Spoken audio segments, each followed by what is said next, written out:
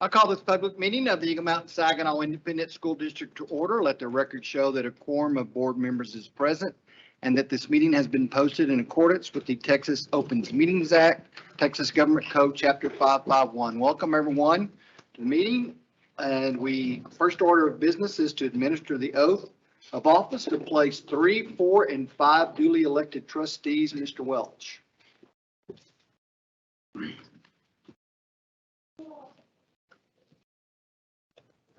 Good evening, trustees, President Newcomb, Chadwell, members of the board. We have tonight our oath of office for places 3, 4, and 5, and we would like to present those all at the same time. If I could ask Mr. Daughtry in place 3, Mr. Bowes, place 4, and Mr. Newcomb in place 5 to join me up front.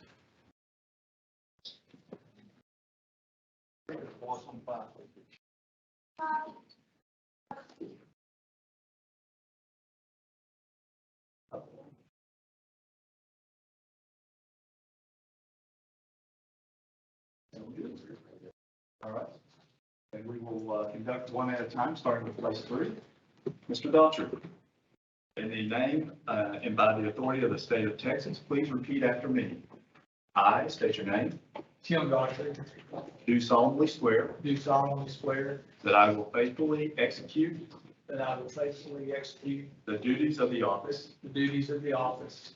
Of School Board Trustee, Place 3. Of School Board Trustee, Place 3. Of the Eagle Mountain Saginaw ISD. Of the Eagle Mountain Saginaw ISD. Of the state of Texas. Of the state of Texas. And will, to the best of my ability. And will, to the best of my ability. Preserve, protect, and defend. Preserve, protect, and defend. The Constitution and laws. The Constitution and laws. Of the United States. Of the United States. And of this state. And of this state. So help me God. So help me God. Congratulations, sir.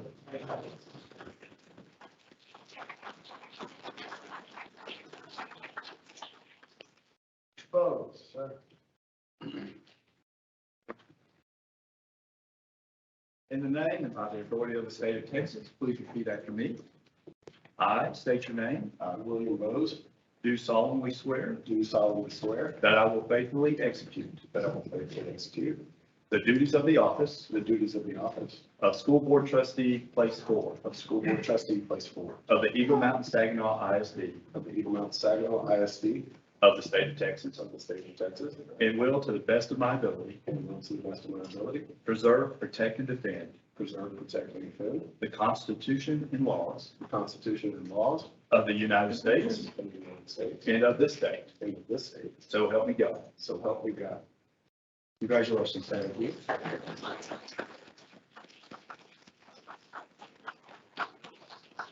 And Mr. Newcomb.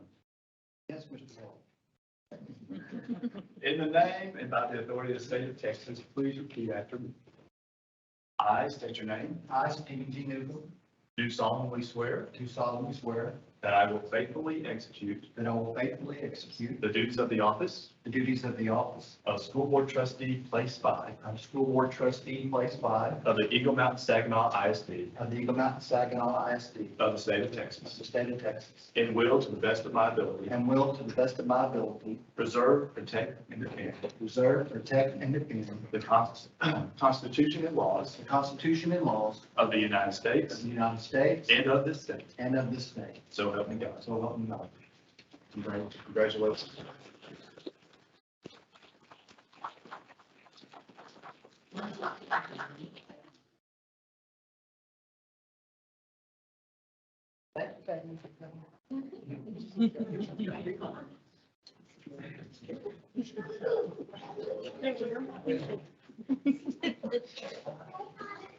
Oh, man.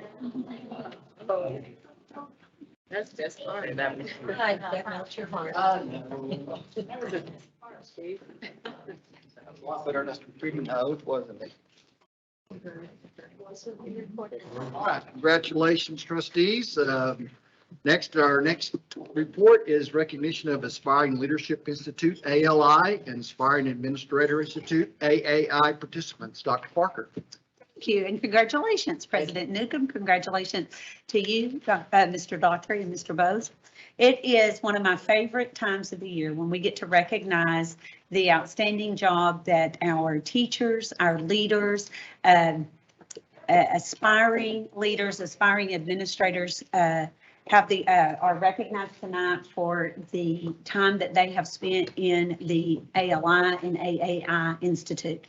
We have 25 ALI members who have gone through 6 nights of training, and we have 22 AAI members who also went through 6 nights of training this year with us, learning about the district, about different roles in the district. They had the opportunity to meet many leaders and ask them questions, and it was just a wonderful time of learning. I want to commend Mr. Behringer. He led our Aspiring Administrator Institute. I led the Aspiring Leadership Institute. I will be passing the torch to Dr. Arnold this year, and she'll be leading in the 22-23 year. But we'd like to recognize our participants with a certificate and an EMS ISD portfolio. So, and pin. So without further ado, Aspiring Leadership Institute. These members include Allison Adams, class of 2022. Ashley Browning.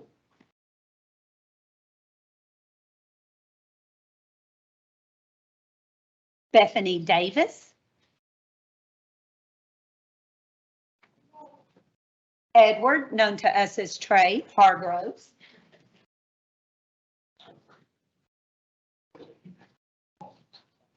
Heidi Peck Hunt. Jennifer Alvarado. Jennifer Kirkendall Smith. Jill Wagon-Connect.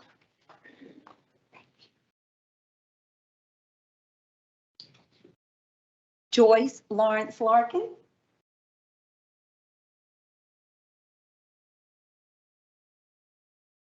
Karen Wecker.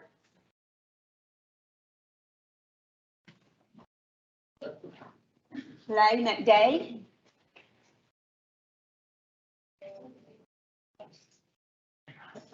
Lori Wallace.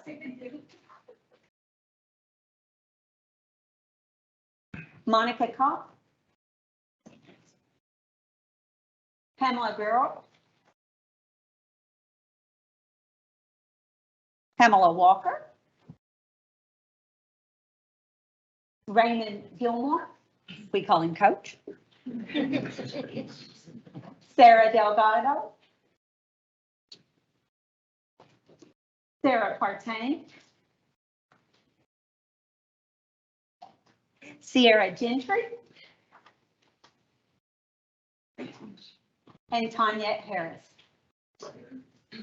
Before we end, let me tell you, we had 6 nights, spent about 2.5 hours on those 6 nights together. And when we received feedback, they asked if we could have more nights together throughout the year and increase time. So I just appreciate the commitment of these leaders.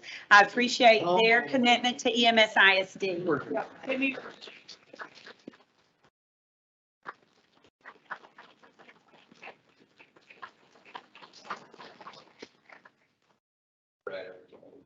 Right over here, please.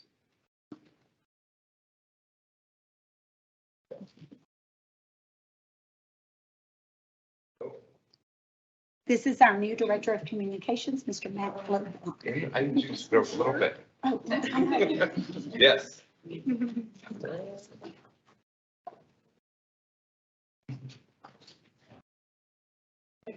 We need you to move up to the approach.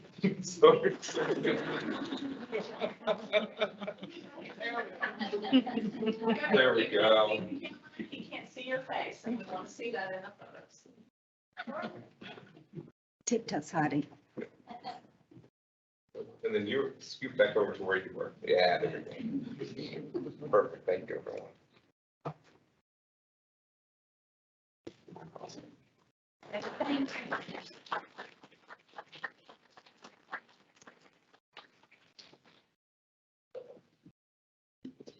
Thank you so much. We appreciate your time and dedication to that. See, I said something to them in the hall, but I said, you may not get to hear the kind words in here, but we appreciate y'all. Thank you for your work. I do want to add that this program is it started with Aspire 2022. We've carried it on in Aspire 2025 as part of Strategy 5.1, stating we will foster a culture of personalized, continuous growth for teachers and staff that leads to excellence. So now it's my privilege to announce the Aspiring Administrator Institute. And starting first off is Ms. Anka Bracey.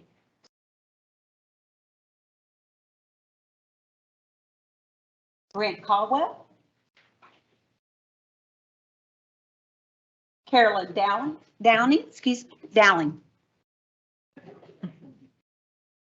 Kathy Hutchins. Corey Brown. Courtney Marshall. Crystal Barnhill.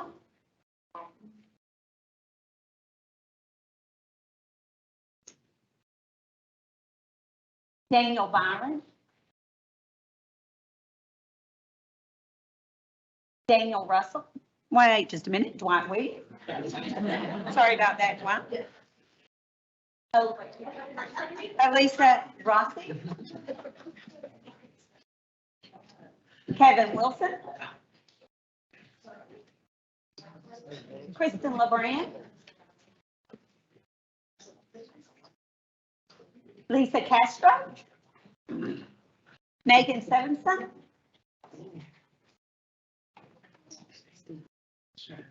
Michelle Minshew, sorry. Trying to see him. Monica Padilla. Congratulations. Robin Camp. And Sonia Garcia.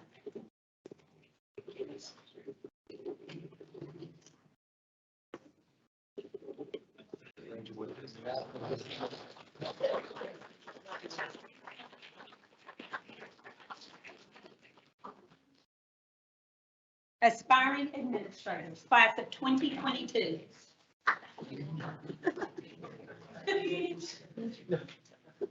Is, but Mr. Caldwell, I need you to, actually, there we go. Right.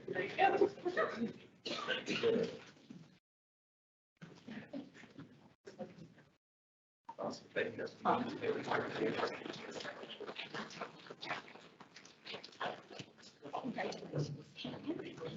Appreciate the work that y'all did also. Y'all were much better at lining up, so I tell it was administrator class, so. Thank you for your support. Thank you, Dr. Parker.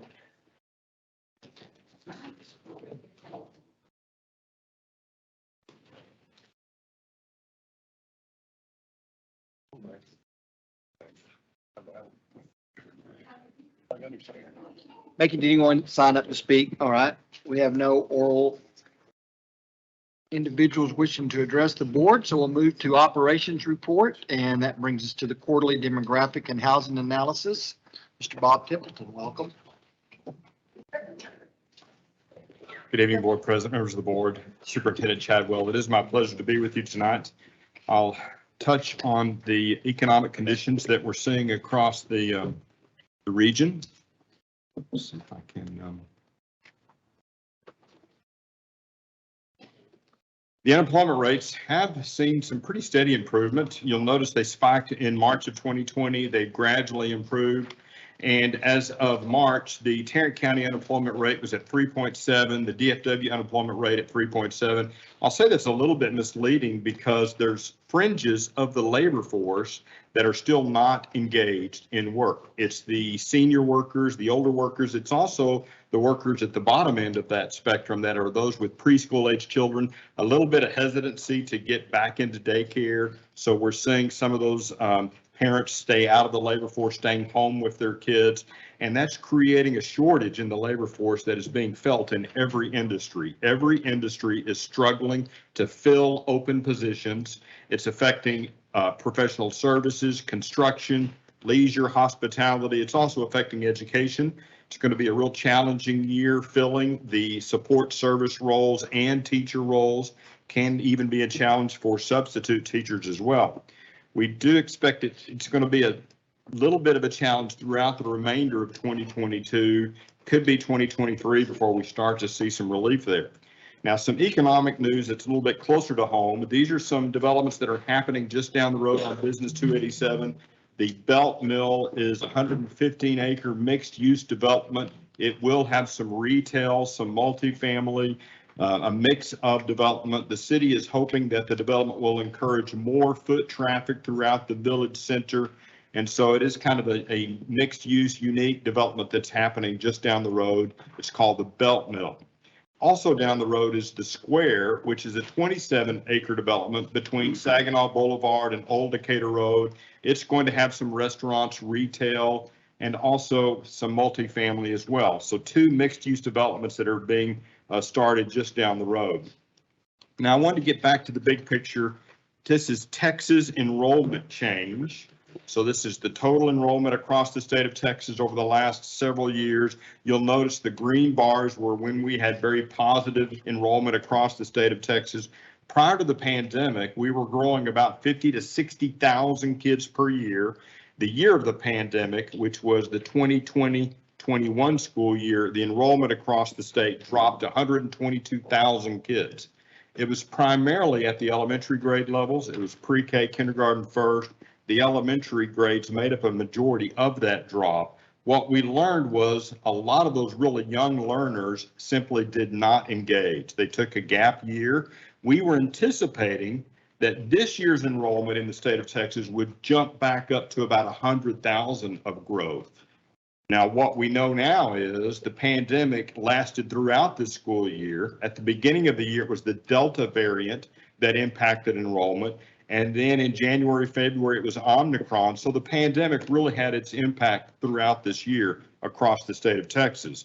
So it only grew 55,000. We're still the fastest growing state in the country. So we kind of really didn't see that COVID bounce back in the total enrollment. Now, a lot of that is, as I mentioned, those younger learners that took another gap year, again, at pre-K kindergarten. We also are seeing a little bit of a surge at the homeschool. The homeschool enrollment is what has really made up the big difference in that enrollment drop. Now, here's 2 maps. The map on the left is the map of Texas school districts during the 2021 year when we dropped 122,000 kids. The beige colored, orange, and red school districts, all of those colors had a drop in enrollment.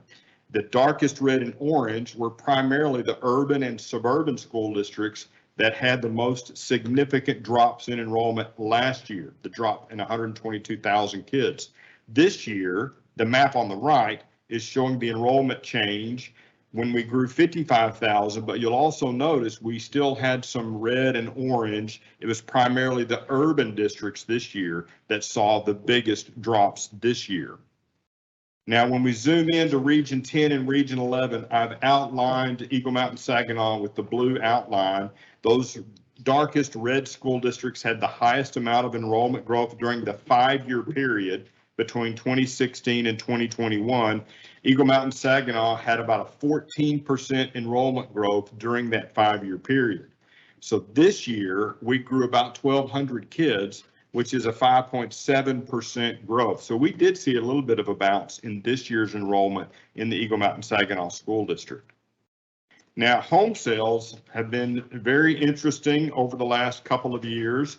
You'll notice we broke records in home sales, total home sales in 2020, when we had almost 5,000 home sales. Now, a large portion of that, or a good portion of that, was for new home sales. You'll notice in 2020, the total home sales dropped. So what happened? Well, there was a shortage of existing homes. So the existing home market actually shrank during the pandemic. There were homeowners that were hesitant to list their homes during the pandemic.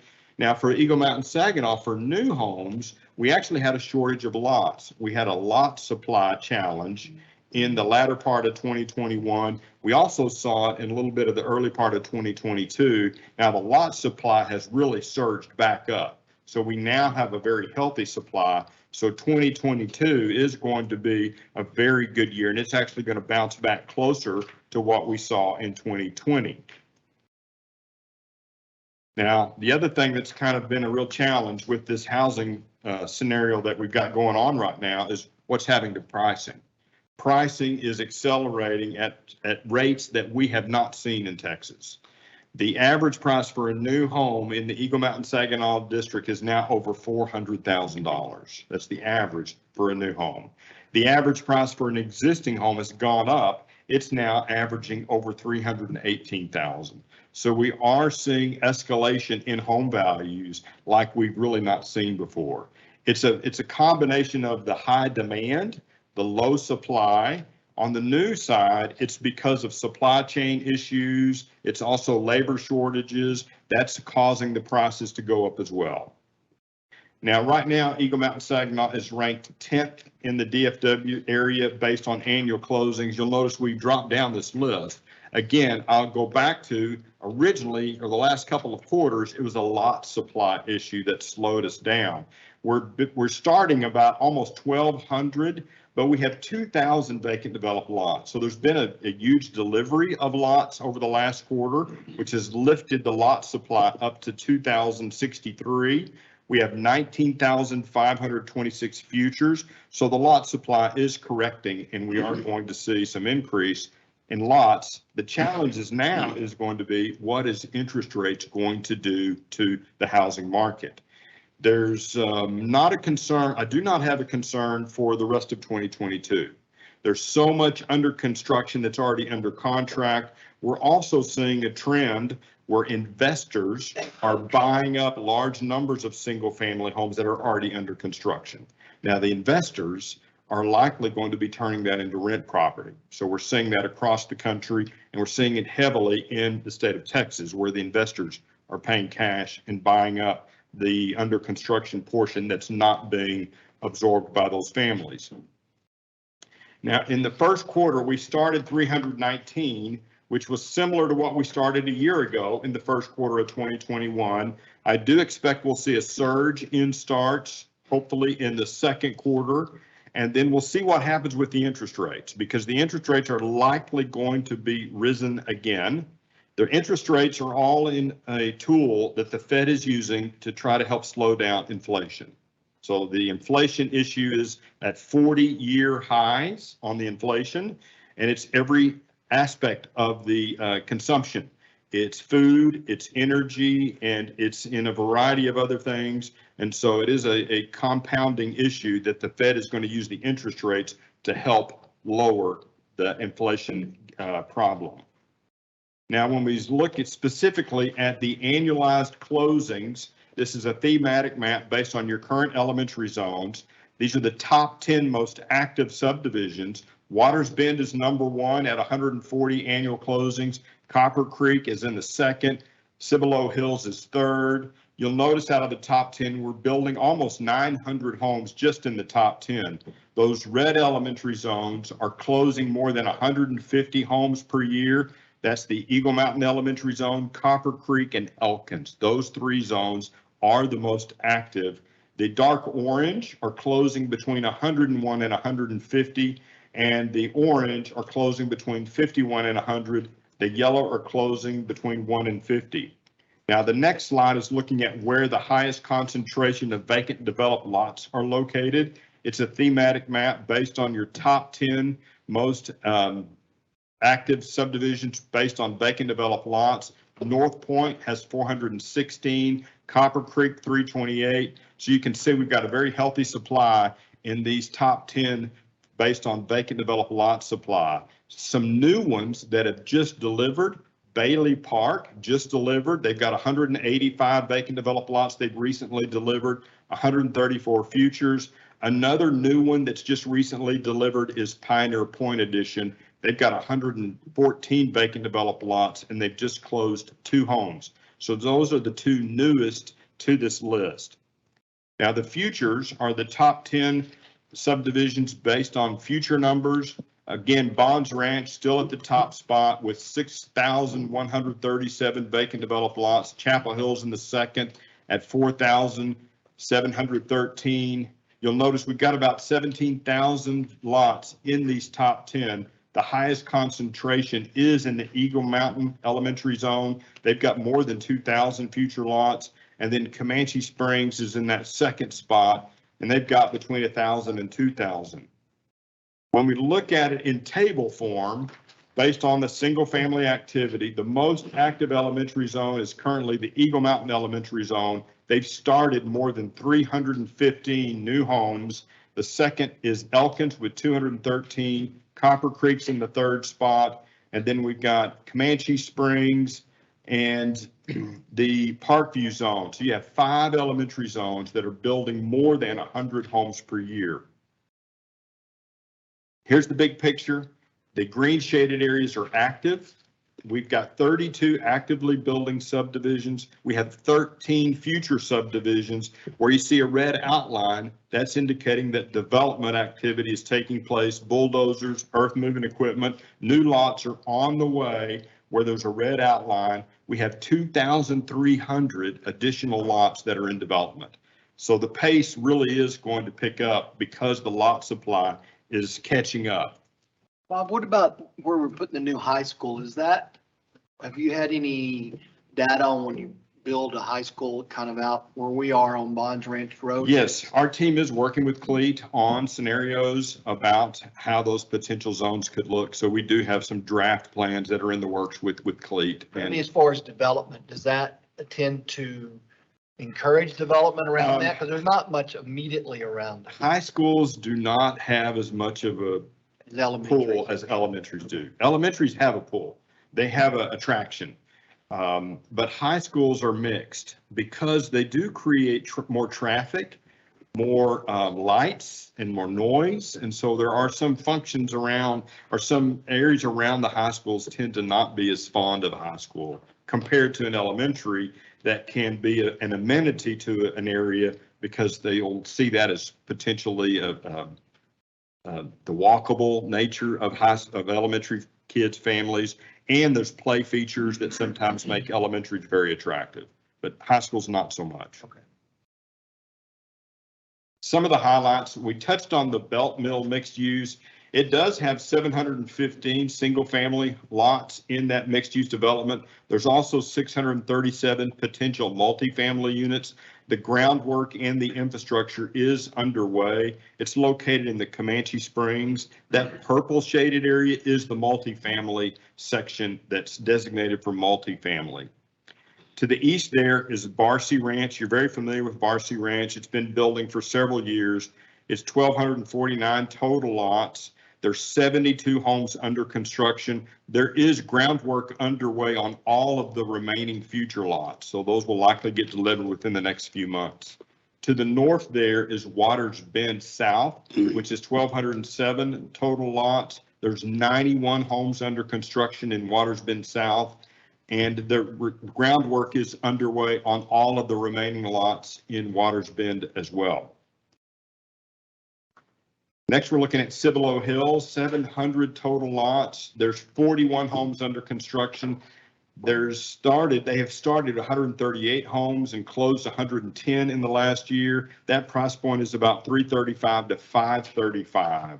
And to the north of Cibolo Hills is Chapel Hill, which is just the section there that is a portion of the large mixed-use development that's got 4,919 total lots. The groundwork is underway on an additional 156 lots. That price point is around $300,000. North Point, which is in the Bryson, it's in the Eagle Mountain, my glasses are tricking me here. That's in the Eagle Mountain Elementary Zone as well. North Point, 3,835 total lots. And there are 73 homes under construction. Groundwork is underway on 241 additional lots. That price point is a range between $285,000 and $460,000. That was just the highlights on the single family. On the multifamily, these purple shaded areas are multifamily sections that are under construction. We've got 1,030 multifamily units under construction. A portion of those, 120, are age restricted, so they won't have an impact to students. We've got an additional 1,090 units, that's the turquoise shaded areas that are in the planning stages. Here's the TEA transfer report. This is the data that comes from the Texas Education Agency. It was released in March, and you'll notice this year's transfers in the top table is 258 students have transferred in. We've compressed the list to show you the highest concentration of those districts that are transferring into the Eagle Mountain School District. The number is 258 compared to 217 last year. So the number has gone up over the last 2 years. The bottom table is the transfers out. So those are students that live in the district that are transferring to surrounding school districts or to charter schools. This year's number is 2,283, which is a little bit higher than it was last year. The highest concentration are going to the International Leadership of Texas. And then you can see we've got about 119 transferring to Northwest, and we've got 135 that are transferring to Birdville. Now, this doesn't necessarily mean that these students have attended Eagle Mountain Saginaw and left. Some of these kids may have never enrolled in the school district to begin with, but because of their residence and they're attending schools that are not the Eagle Mountain School District, that's how they show up on the list. Just wanted to kind of clarify that. Now, here's our projections. We have not changed the projections. Now, keep in mind, we think you could be growing about 100 to 150, maybe 200 students out of the multifamily growth. And then the growth that's coming out of single family is the lion's share. And so we're forecasting next year's enrollment to be 23,549, which is a growth of about 5.4%. It's an increase of about 1,200 students. Over the next 5 years, the enrollment could reach 27,000, and that would be almost 5,000 students, a little less than 5,000 students of growth over that 5-year period. I want to raise the warning flag about the interest rates. So the interest rates, if they continue to go up at a very high rate, could impact the enrollments for 23, 24, not necessarily for 22. We think there's so much under construction and in the pipeline that's headed this way already that it really won't slow down the growth for next year, next fall. The interest rate hikes could slow down the growth in those later years. Here's what it looks like at the elementary campus level. The green shaded cells are when they're within 95% of capacity. The yellow shaded cells are when they're above 105% of capacity. You'll notice Comanche Springs, and then it's Elkins, and then Eagle Mountain Elementary. Those are the 3 elementaries that will achieve or get closest to capacity the soonest, as will Willow Creek. Willow Creek's going to get just a little bit above that capacity. At the secondary level, it's Wayside Middle School that's already over capacity, so it continues to grow. And then Prairie Vista could approach capacity in 2024, and then it could exceed capacity in 2025. Your high school numbers are staying in that 2,600 range for Boswell High School and Chisholm Trail High School in 2 years. And in 4 years, Boswell High School could be above 2,900, and Chisholm Trail would be approaching 2,600. Key takeaways: Eagle Mountain Saginaw ISD's enrollment did grow by about 2,800 students over that 5-year period between 2016 and 2021. The 2021-22 enrollment is up over 1,200 students, which was about a 5.7% growth rate. We have 32 actively building subdivisions. We have groundwork underway on 2,300 additional lots, and there's about 1,030 multifamily units that are under construction within the district. We do expect that the district could enroll more than 27,000 students in 5 years and more than 31,000 students in 10 years. I'll be happy to answer any questions.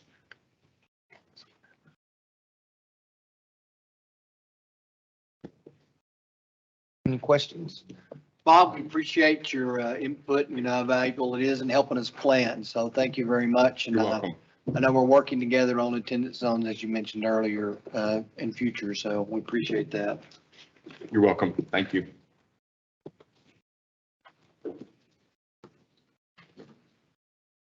All right. At this time, We're going to go and call an audible, please, and go to the Education Services Report. So we'll have the English, Language Arts, and Spanish Language Arts update. Dr. Hunt, Ms. Kennedy, and Ms. DeLeon. I mean, we could take the chance y'all could wait till 7, but y'all are probably okay if we go ahead? Okay, you're ready. You bet. Thank you so much. I'm Dr. Cheryl Hunt. I'm Secondary English Language Arts Coordinator, and to my right is Angela Kennedy, Elementary Language Arts Coordinator. Ana De Leon, Spanish Language Arts Coordinator. Perfect. So thank you to President Newcomb, members of the board, Dr. Chadwell, and all other guests. So you can hear us speak about language arts today. So as you know, language arts and reading are fully integrated, and this graphic for the Texas Reading Academies serves as a visualization of its many parts. This tree serves as a reminder about the interwoven nature of our K-12 standards and how much we support all contexts. So looking at our initiatives this year, we included the year 2 rollout of the Reading Academies as well as the implementation of pre-kindergarten materials. We've made strides to fully integrate reading and writing into all of our local assessments, and students practice revising, editing, and other writing items during the field tests that were held in early spring. We worked with librarians, administrators, and teachers to have our first face-to-face reading festival in 2 years. And we had a winner of the Area 12 Spelling Bee who went on to the 7th round of the Scripps Spelling Bee at TCU. Next year, we look towards the year 3 completion of the Reading Academies, a STAR test that will assess both reading and writing items in grades 3 through 10, and a state assessment that will cover up to 8 new item types. We're also starting the conversation around cross-curricular learning, as in 2024, STAR will assess the informational passages coming from science, social studies, technology, fine arts, and math. During this school year, we implemented M-Class, a new language screener in kindergarten and first grade, in addition to Amplified Reading, which is a computer practice piece that talks to the M-Class system and helps close foundational literacy gaps. We also implemented district-created phonics resources for Tier 1 instruction, which pull together all the components of House Bill 3 Reading Academy and Science of Teaching reading practices, and work in alignment with the M-Class assessment tasks. Our first and second grade teachers completed the Texas Reading Academy this year. We will have in-person summer school for identified second grade students. This will be a low-tech program that incorporates active engagement and foundational skills practice and readers theater to build reading fluency. Next year, we'll continue the implementation of these pieces to continue to close gaps in foundational reading skills, and we'll expand the implementation of M-Class into second grade. In 3.5, we're staying on top of the assessment changes and the transition to the STAR redesign next year.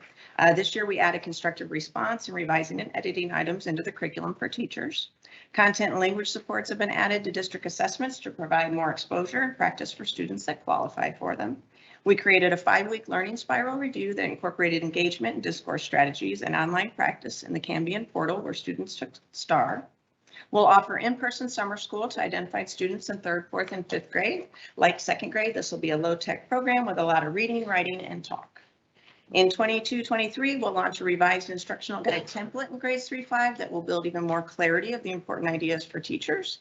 And we'll continue to embed new assessment item types as more information is released from TEA this summer and fall.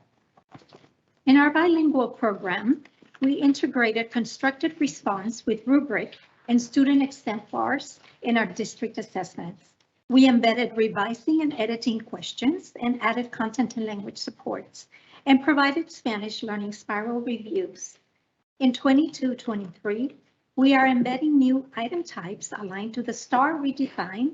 We are revising our K1 report card to include phonics and clarity for parents, and we'll continue to offer our Spanish and French parent academies, ensuring that Spanish language arts curriculum, activities, and resources are aligned to English language arts has directly impacted academic performance of our students. This cohesiveness has afforded bilingual teachers the opportunity to engage in great and rich discussions with their English language arts peers to effectively analyze data and plan for high quality lessons during PLCs. All right, so we have a lot to highlight in secondary English language arts this year. So we ensured that revising and editing items were assessed along with the patterns of power rollout in grades 6 through 8. Teachers were able to attend curriculum previews and star reviews. Additionally, teachers were offered choice sessions led by their peers at our January curriculum learning community. This summer, we will offer a more focused intervention program in middle school in our EOC academies. Curriculum writers will work on tightening and refining our curriculum documents and our assessments, and teacher leaders will come together in June to plan future professional learning. Next school year, we will implement new item types on a planned rollout and discuss how best to focus on cross-curricular literacy. 6th and 7th grade teachers will teach reading and writing in a more flexible and responsive way. And finally, teachers will support English 3 and English 4 students with the Texas College Bridge and Texas Success Initiative assessments. So there's so much to celebrate that's going on this year. Elementary students read with their high school heroes face-to-face at our 5th annual reading festival, which took place at all 3 high schools on January 10th. You're gonna see pictures in a second. We also empowered teacher leaders to facilitate learning during our professional development days. We saw interim data, including bilingual interims, increase in grades 3 through 8, and high school courses incorporated SAT, ACT, and TSI test prep. 100% of our year 2 participants that completed the Reading Academy, they completed successfully. All of us that have completed so far, we agree the content is great, but it's time-intensive work, and our teachers and EMS have done an amazing job. We had a very successful launch of M-Class in English and EDEL in Spanish. We utilized a testing cadre that was compiled of intervention specialists, coaches, and district staff, and this created an efficient process to administer a one-to-one assessment to students while also protecting instructional time in the classroom for our teachers. We are very proud of the close collaboration and alignment between English language arts and Spanish language arts, and will continue to work closely together. At the end of the day, what we care about most as a language arts department in Eagle Mountain Saginaw ISD is that we foster a culture and passion for lifelong literacy in our students. Any questions? No, we appreciate your hard work, and we know that, a lot of the parishes think we're supposed to teach them reading and writing and arithmetic, so you've got 2 of them covered. So We feel that it. very much. Yeah, I bet you do. But thank you for that report. Any other questions, board? Thank you very much. Thank you.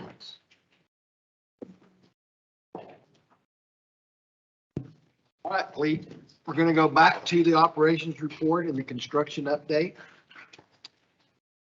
Chief Operations Officer, Mr. Cleet Welch. Thank you, Kurt. Okay, so tonight we have some of the construction photos and some to show you, but we also have 2 updates, one in maintenance and one in the bond program. So I'll do that after this pictures. But this is the administration building, and it shows the retaining walls and flower beds that are being put in the back. Kind of the amphitheater part that you see in the top picture. On the top, you see the balcony is almost completed. It's just a little bit around that entrance for the boardroom. And then the bottom right shows the entrance that's almost complete in area C where the main employee entrance is located. Mr. Welch, if you stay on that slide, Yes. the area that he's pointed out, the amphitheater, that's going to be an extension of the Discovery Labs where our elementary and middle school kids and kids in the summer also, that'll be their gathering spot before they go out into the wooded areas and then come back into the labs. And so that's going to be heavily used by that group. Moving into the building, work still progresses on for the mechanical, electrical, plumbing, data, lighting, ceilings in first floor area B. And you can see the lights, they're shining. And then the interior doors in area C, that's in the finance area. And also you see the workroom area on the far right, which is area B. And the one on the left is the small work area by the finance operations area. And this is the upper level, so millwork is being installed, data and lighting are in progress in that second story, upper level. Eagle Mountain High School is progressing very fast. I mean, they've already built the building pads. They are drilling the piers. So there's over 1,800 piers that need to be drilled. So they're over 300 plus up to this point. So about 35 to 40 a day. I mean, these pictures are 12 days old and they've already done the grade beams for the cafeteria. So, and they've already pulled the forms off this morning. So it's moving very quickly. So we're excited with the progress that they made. So, I mean, they're ahead of schedule. So it's trying to keep the supplies in line, keep them moving. That's the biggest challenge is the iron and getting delivered when because they're just ahead. So any questions on the construction? What about the admin building? Is it scheduled to be open still this summer? We're tracking around August, first week of August for the superintendent communications, finance and operations. Then it'll probably be the end of August before we move after school starts when ed services and HR move over. So you can't get them in there before school. They'll just have to move once school started. It would be close, but I think there's so much stress level at that time for that group that they'd rather wait. Yes. We're fine with waiting. Okay. We're never under stress for cold cucumbers. Yeah. You'll have the whole building to yourself, sounds like. Lots of room over here. Yeah. At this time, I'd like Dwayne Jones to come up and talk about a maintenance and HVAC issue that we've had, and you've been reported on this topic, but I'd like him to speak to it. All right. Good evening. Yes, you should have received a report from Rob Welch in the Friday's board update. We did have a chiller that went down at Chisholm Ridge Elementary School, and the HVAC industry is experiencing some of the same supply chain issues that everyone else is experiencing. So we were able to locate a vendor that did actually have, they have two. And so we wanted to jump on those quickly. And so that's kind of the reason for the board update. The vendor is actually a approved vendor through a purchasing cooperative. So that does help from that side of it as well. So we went ahead and are going to go with two. The two units that are there, they're both original units from when the school was built. So they're roughly 20 years old. So since we had the opportunity and since we don't know what supply chain is going to do going forward, we went ahead and put our name on both of them. They're en route. So the first one we hope to have it in place and installed mid-June, and then the second one will shortly follow about mid-July. Estimated cost for both installed is about $400,000. The other plus to this particular vendor is with the second one that we're replacing that is not inactive or inoperable at this point. This company actually agreed to assist us in using that chiller, placing it on a trailer that the district will purchase, but placing it on a trailer and then getting it up and running as a working backup that we could have for ourselves.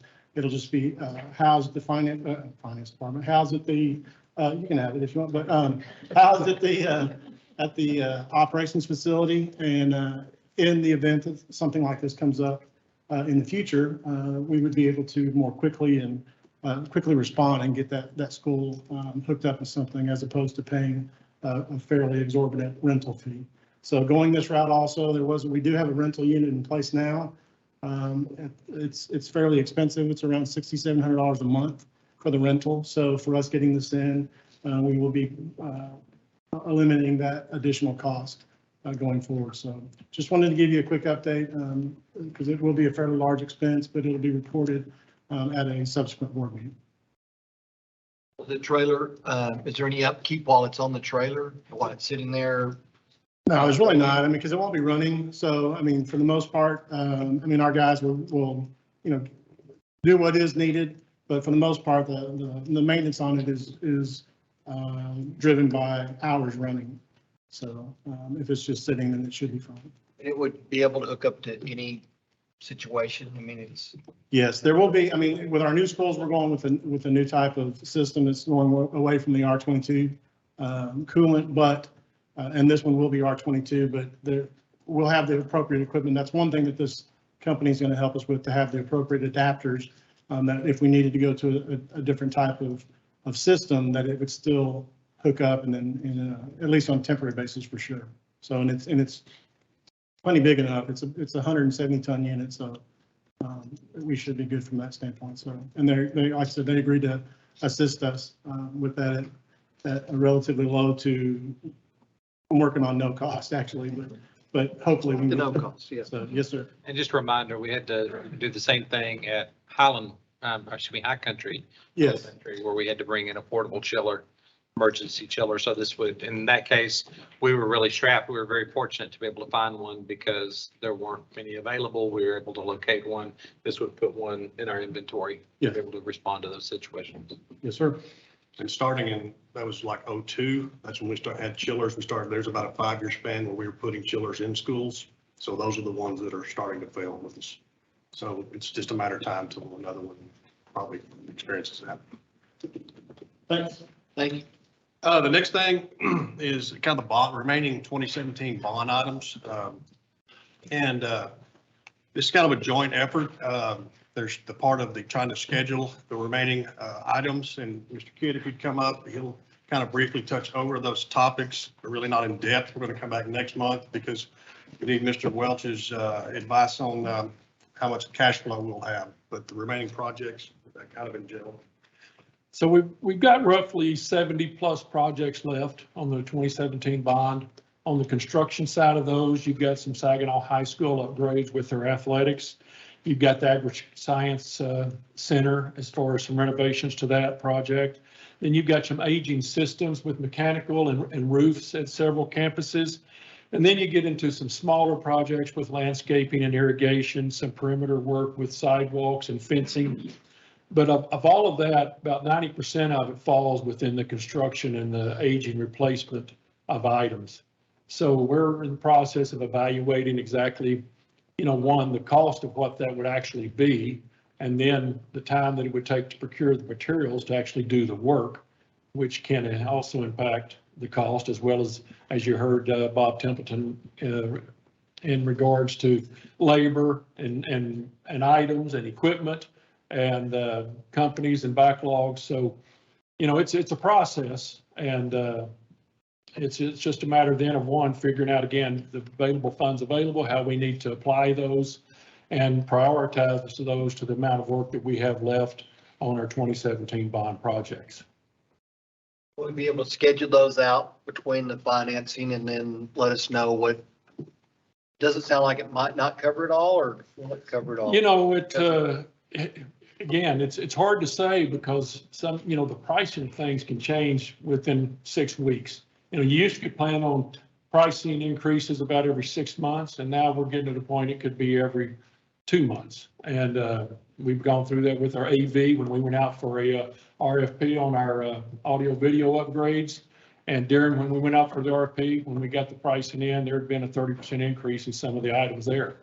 So it's really just being able to find the consultants that can give us accurate information so that we can forecast out to determine exactly what those costs could be, making sure that we can account for those costs at the same time, procure the equipment and make sure we have it in place within a reasonable amount of time to keep those costs down. So we're looking into, one, those consultants and providing us that information, Mr. Welch providing us the actual, available funds so that we know how to encumber those.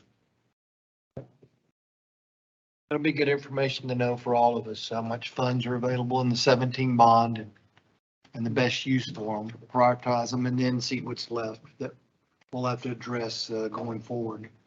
Yes. The roofs, we used to have a report on different school and different deals. Is that Still a roofing report? Mm-hmm. They're talking about roofing and. Right. It's been quite a few years. 12. Yeah. Yeah, but this would be the same thing. He would say, this Yes. one's coming up this year, this one's coming up Yes. next year, so we can do a little budget planning. with- We can, on roofs specifically, we've been able to stretch out the life of roofs much farther than anticipated by some preventative maintenance. And so the report there is inaccurate in a good way. I mean, we've been able to stretch things a lot farther, but in terms of the existing projects and the amount of capacity, that's actually a report that's being put together right now for y'all. So that'll be coming to you at least by the next board meeting, if not earlier. And so we're working on those. One of the things that Billy talked about is probably one of the biggest challenges is some of these are going to be estimated and within some tolerance of increases. And the AV is a great example. That's one that's really been a relatively new increase at that level. So, but y'all will have a good idea of what's left in the 17 bond and then what projects we're going to have to prioritize moving forward. You know, HVAC's probably you have an item tonight to consider for an elementary. But if we do move forward with that, we have to get that procured immediately because there's a price increase June 8th. So it's just, you know, they tell you about a week and a half in advance and that's the new number. The example Mr. Jones was talking about with the system there at Chisholm Ridge, that's a system that was actually identified in the 2022 bond. With that bond not passing, we'll have to go to M&O. And so some of these projects that we can't fund, we're going to have to fund. I mean, that's an example of something that has to be done versus fencing. And so we'll start getting to some prioritization of projects, and obviously those plumbing, heating, air conditioning, roofs, those main systems are going to hit the priority before some of the other areas that we'd like to do. So. Mr. Duke, if y'all would like that roofer report, we can give that to you. It's not like we don't have it because we have to get to know which one to put into the bond. Yeah, the format of it, I'm not really as concerned about is knowing what's coming up so that we can do some help with budget planning, or at least be aware of the budget planning that it's going to have to be put into the budget or into the next bond, but to catch those up. So. Okay. And a lot I of think these, everything would be better, Yeah. not just the roofs, but everything. We're gonna and see Right. where that point is. a lot of these are what's left in the 17 bond and what would have been put in the 22 bond. Right. And so we already have these things identified based upon current. The pricing is changing, obviously, based upon what was mentioned earlier. The roofs themselves have actually is where we've had the biggest opportunity to make things last. Some of the equipment's where we've had the greatest difficulty, the HVAC systems. So the HVAC are equal to the roofs now and. Oh, they're both going up. I mean, not daily, but Yeah, understand. every time we go to a meeting every week, I feel like that they're saying something is going up. And not to mention the lead times. Both of those two items, mechanical and roofing, those are extremely long lead times. So, I mean, roof materials are sometimes, I mean, we're talking 9 months out. So, I mean, the planning is really critical to how we move forward with those. All right, thank you, Billy. Any other questions? We're not moving on, Clete. Are you? We're stopping there. Okay. It is currently 5:58 PM on May 23rd, 2022. This board will now recess for dinner and then reconvene in a closed meeting pursuant to the following sections of the Texas Open Meetings Act. Texas Code Section 551.071, purpose of private consultation with board's attorney. 551.072, purpose of deliberating the purchase, exchange, lease, or value of real property. 551.074, purpose of deliberating the appointment, employment, reassignment duties, discipline, dismissal of a public officer, including tonight contract renewals for district employees and board officer selection and reorganization. 551.075 for the purpose of deliberations regarding the deployment of security or security audits. 551.082 considering discipline of a public school child or complaint or charge against personnel, and 551.0821 to discuss specific personal identifying information about a student.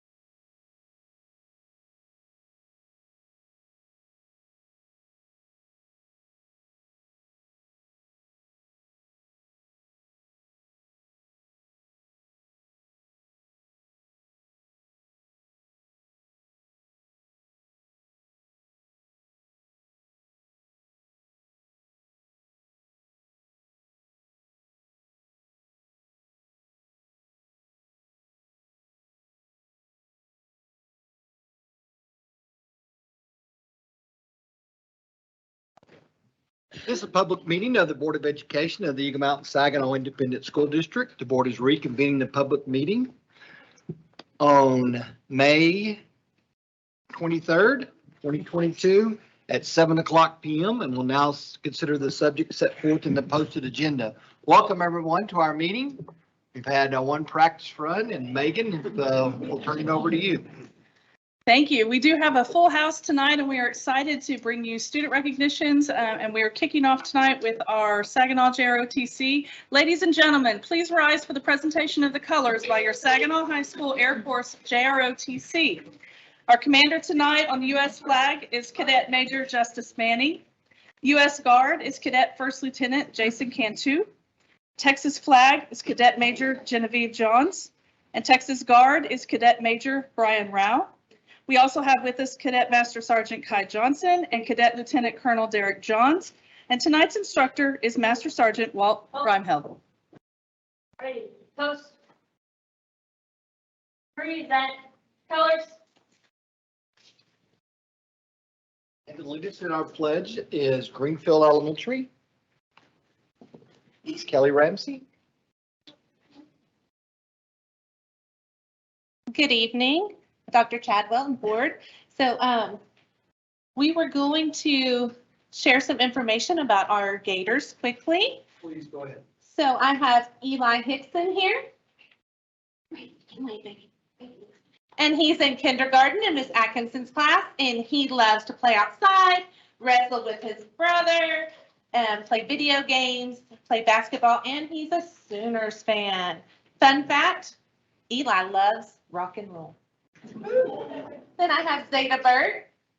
She is a first grader in Miss Patterson's class, and she loves horses, riding horses, and building with Legos. Fun fact is she was born in Kentucky and has lived in 3 states, and she loves to hike and travel. Then we have Carson Hickson in 2nd grade, and he loves playing video games, riding his bike, drawing, watching football, playing basketball, and is a Sooner fan. And fun fact there, he collects Pokemon cards and has over 700.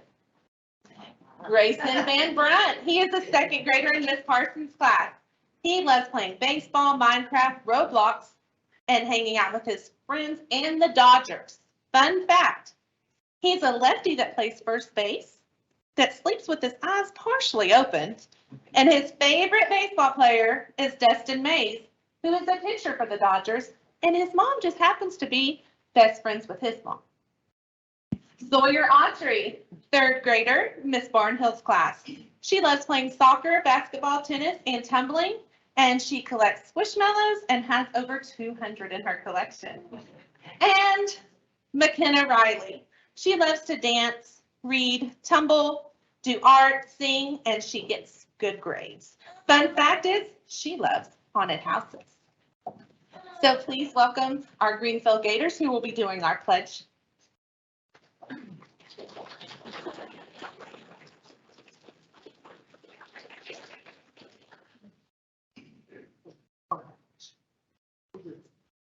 Please remain standing for the pledge. I pledge allegiance to the flag of the United States of America and to the republic for which it stands, one nation, under God, indivisible, with liberty and justice for all. Now the Texas pledge. Honor the Texas flag. I pledge allegiance to thee, Texas, one state, under God, one and indivisible. Pause for a moment of silence.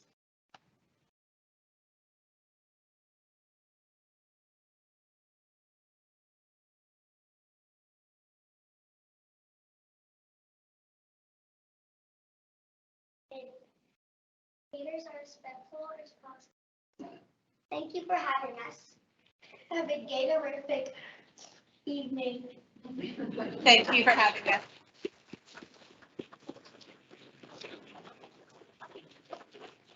Great job, guys. Great. Ready, post. Forward, arch.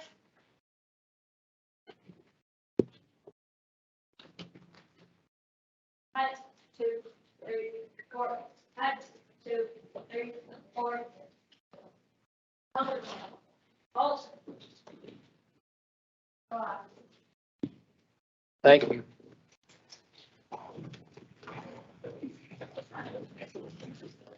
Quite a start to our May meeting. Thank you, JROTC, and thank you so much, Greenfield Elementary.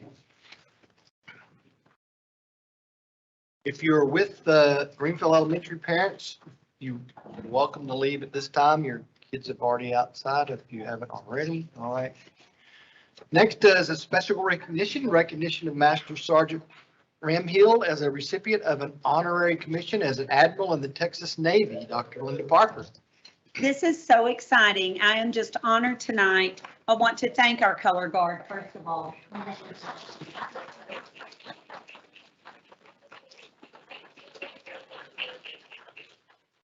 Mr. Randall, would you, Master Sergeant Randall, would you come up? Audience and board, this is Master Sergeant Rainhill, and it is my privilege and honor to honor this JROTC instructor. He has received honorary commission as an admiral in the Texas Navy by Governor Abbott. This prestigious award is provided to nominated individuals who show exceptional community service and special achievement in governmental services or athletics. The criteria and selection are at the discretion of the governor. The honoring of Texas citizens is a tradition. This honoring of Texas citizens is a tradition that was popularized in the 1950s with Governor Daniel. Very prestigious, very wonderful honor. Michael Moats, who is a former JROTC student of EMS ISD. Mr. Moats, would you come forward? Recommended Master Sergeant Reinhill for this honor.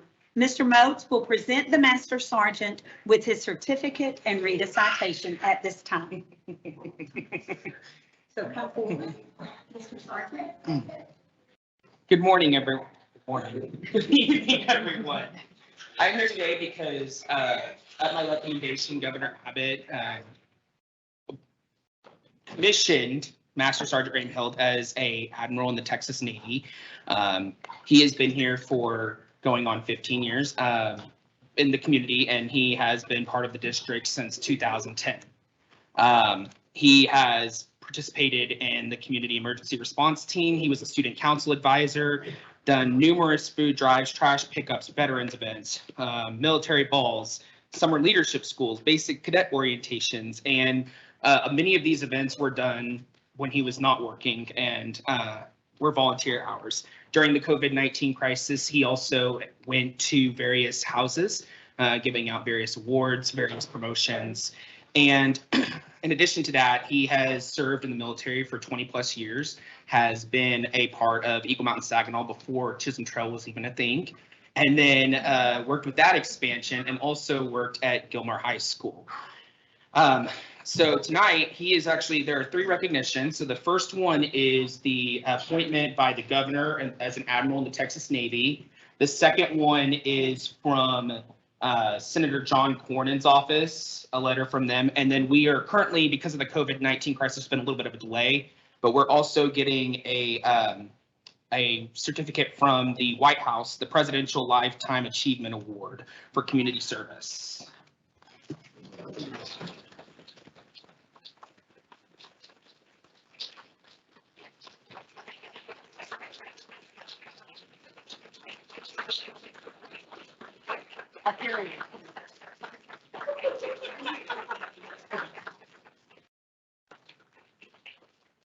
Master Sergeant Rainhill, your leadership, in the words of John Cornyn, United States Senator, your leadership and perseverance have enabled you to realize this accomplishment, and he's pleased to join your family and friends in community on this fine achievement. Well, thank you so much. Very deserving.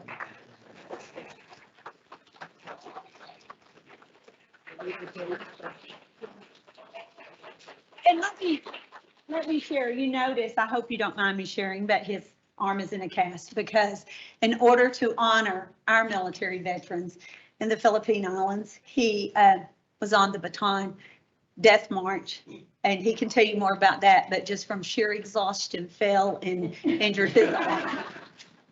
Because that's what it was. I mean, that's what it was all about. So he really experienced. Thank you. Thank you so much. I just want to say thank you to everybody, school board, superintendent, Dr. Parker, all my family and friends, colleagues, cadets who made it out. Yes, Kasha. Now, some people don't know. Yeah, this was like some of our original cadets from 2010. So it's very, yes, you are. But very special for them to come back and do this for me.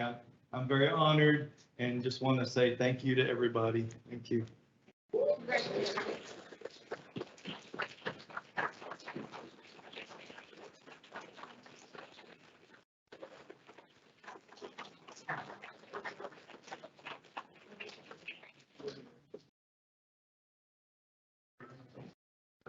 We're gonna get out of here. There'll be more seats, so.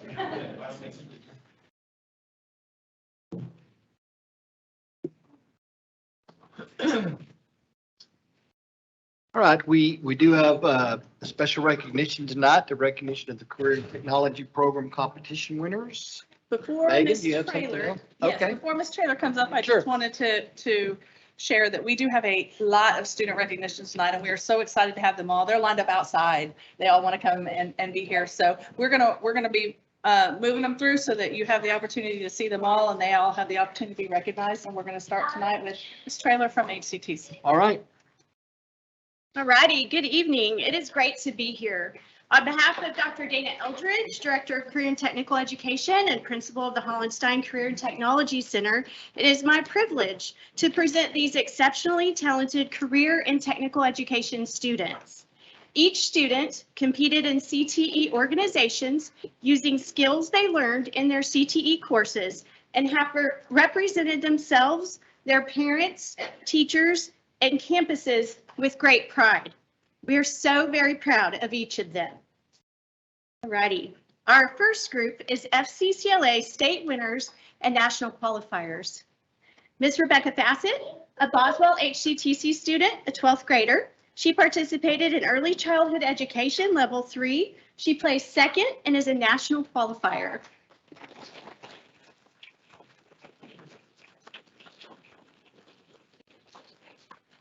Ms. Janae Gigi Mesnick, she is a Saginaw and HCTC 11th grader.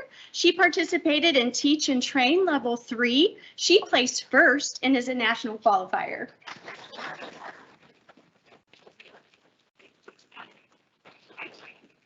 Miss Alexandra Rogers, she is a Boswell 9th grade student. She participated in Spotlight on Projects, community service, and placed first at the state level contest.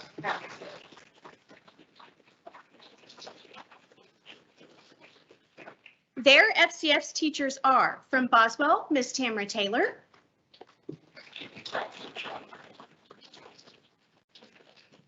Saginaw High School, Miss Courtney Anderson, who's not available with us tonight, and Miss Lindsay Metz from HCTC.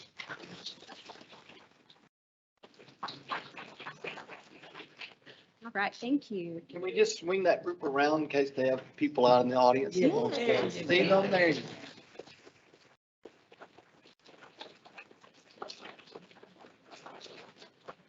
Alrighty, thank you so much. All right, next up are Skillsusa state winners and national qualifiers. Mr. Zachary Sykes, a Saginaw 12th grader. He competed in robotics and automation in a team event, placed first and is a national qualifier.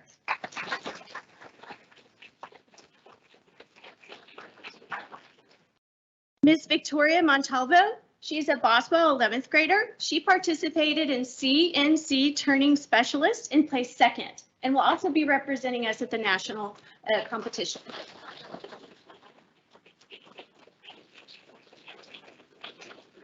Students who had prior engagements this evening and were not able to attend are Nicholas Marquez, a Chisholm Trail 12th grader who participated in mobile electronics technician.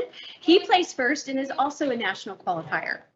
Alejandra Paz, a Chisholm Trail 12th grader, participated in automotive maintenance and light repair. She placed second.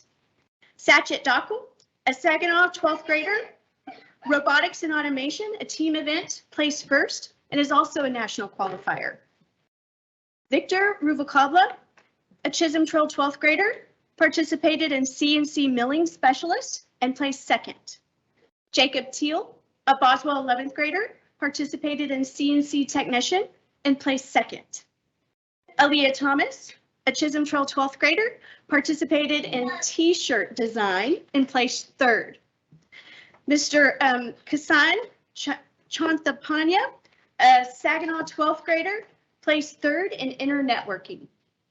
The HCTC teachers supporting these students are Mr. Ernie Cruz, Ian Dunaway, Mr. Matt Tucker, who is present with us this evening, Ashley Cassidy, and Michael Ritchie.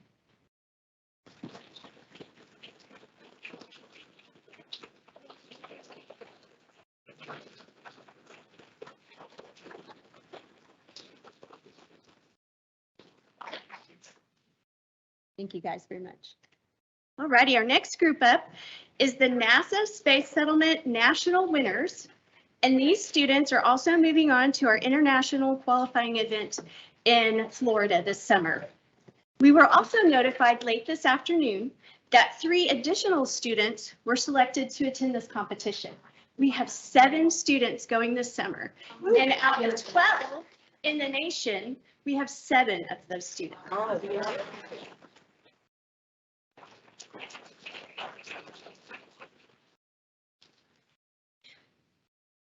Alrighty, these students are Mr. Braden Anders, a Saginaw 12th grader, Mr. Kyle Pinnick, a Saginaw 12th grader, Roz Gunjal, a Saginaw 12th grader, Joshua Lynham, a Chisholm Trail 12th grader, Elliot Gonzalez, a Chisholm Trail 11th grader, Abigail Schultz, a Chisholm Trail 12th grader, Tristan Ingram, a Boswell 11th grader, and a student who is not able to be present tonight is Bryce Dill, a Boswell 12th grader. Their HCTC teacher in aerospace engineering is Mr. Richard Griffith.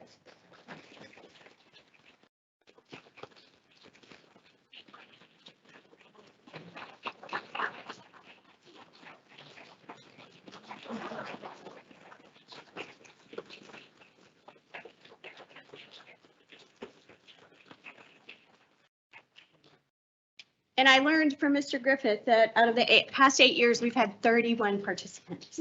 Yeah. Thank you so much. Thank you. Alrighty, our next group is our Texas Public State Association, or TPSA, state winners. This competition only goes through the state level. We had a team of 3 that participated in blood splatter analysis. Yes, that's an actual competition. And these 3, Peyton Bell, a Chisholm Trail 12th grader, Genevieve Munoz, a Chisholm Trail 12th grader, Sael Reina, a Chisholm Trail 12th grader, placed first in our state competition.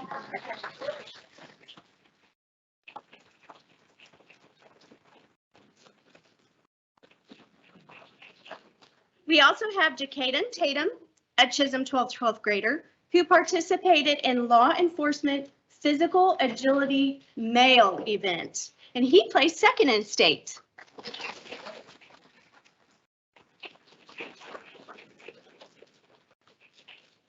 Their HCTC teachers are Miss Kristen Jernigan and Mr. Mark Miller.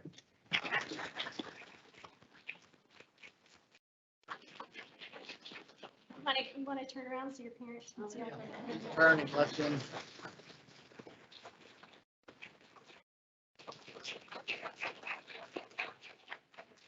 Thank you, guys.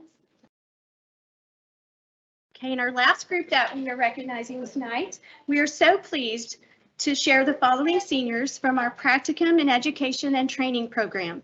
These students are graduating at the end of this week, actually, and they have participated in the EMS to Teach program within our district. These students are Emma Averett, a Boswell 12th grader. Anaí Diaz de Leon, a Chisholm 12th grader. Rebecca Fassett, a Boswell 12th grader. And Rachel Followell, a Saginaw 12th grader. A student who is unable to be here tonight, who also is in the program, is Miss Carly Wickersham. She is a Chisholm 12th grader. Our teacher representing our program at the HCTC Education and Training is Miss Lindsay Metz.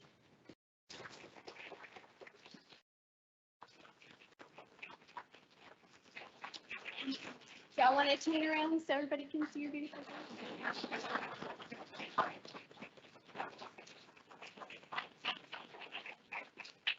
Alrighty, thank you. Congratulations to each of these skilled students on their accomplishments and their representation of their schools and our district. If you are a parent of any of these students recognized tonight, would you guys please stand?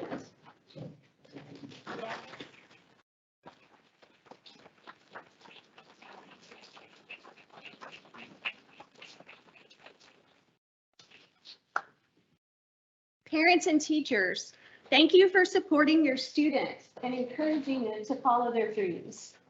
To all the members of the board, we are grateful for your continued support in all areas of career and technical education. Thank you. Thank you.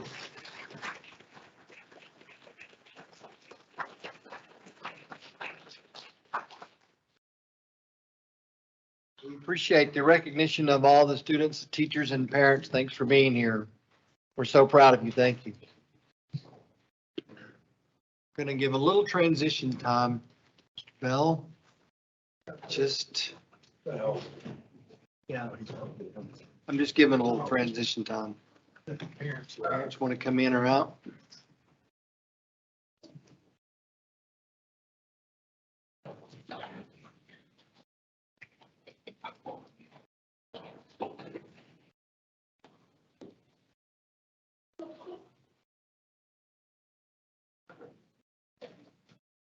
All right, we have some, continuing with some special recognition. We have some recognition of some fine arts programs competition winners. Director of Fine Arts, Mr. Sean Bell, welcome.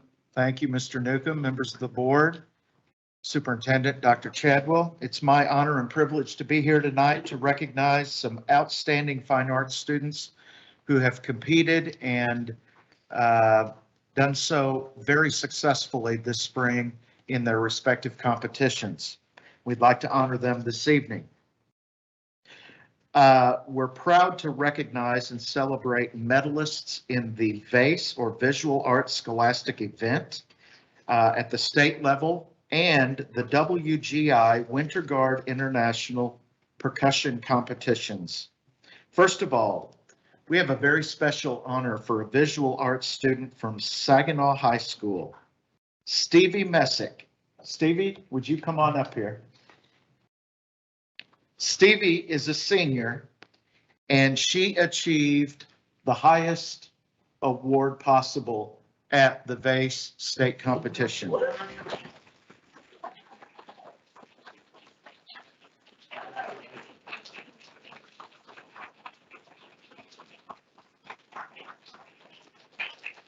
Stevie achieved what's known as the Gold Seal Award. It's the highest honor bestowed at the state level, and recipients are honored during the opening ceremony of the Texas Art Education Association Conference.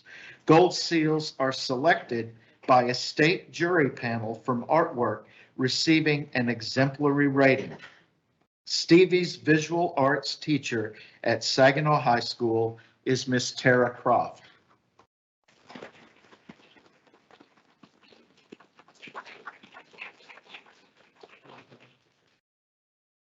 Would like to recognize Stevie's parents.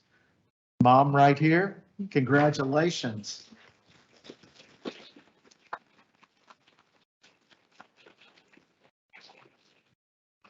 We would also like to recognize 4 outstanding VASE medalists who were, unfortunately, 3 of the 4 were unable to be here this evening due to conflicts.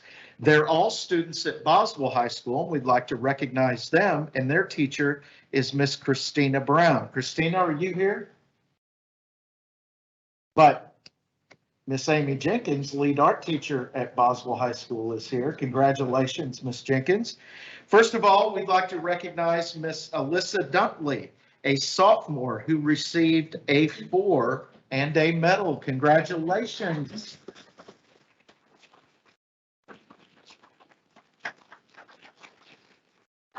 And the 3 Boswell students who unfortunately could not be with us this evening are Leah Aragon, who is a junior, also receiving a 4. Natalie Augsburger, who is a sophomore, receiving a 4. And I'm going to butcher this name, Naima Ghanam. Naima?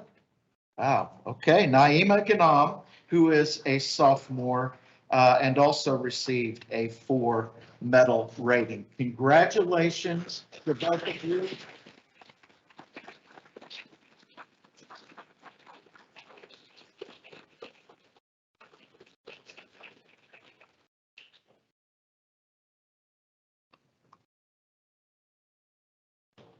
And now, on to the percussion.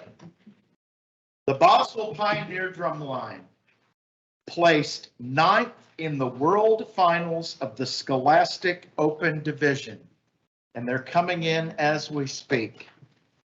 The Winter Guard International World Championships is the culminating event for indoor marching color guard, percussion, and winds competitions. This spring, there were more than 33,000 participants at the regional level competitions and more than 16,000 participants at the World Championships in April in Dayton, Ohio. This was the second time in Boswell High School history that the Boswell Pioneer Drumline, affectionately known as BPD, has advanced to the finals of the world competition, and they placed 9th overall in their division.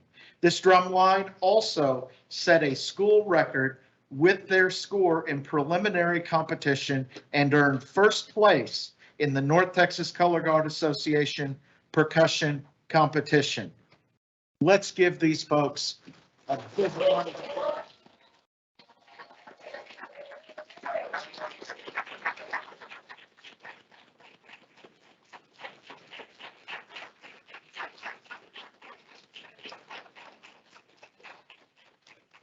Boswell Percussion is under the direction of Associate Band Director, Mr. Stuart Spoon, and Percussion Director, Mr. Tyler Orbison. And they're also assisted by Front Ensemble Specialists Eric Roundy and Color Guard Specialist Rachel Montanez. Additional instructional staff includes Randy Ritchie, Cameron Cavender, and Matt Gomez.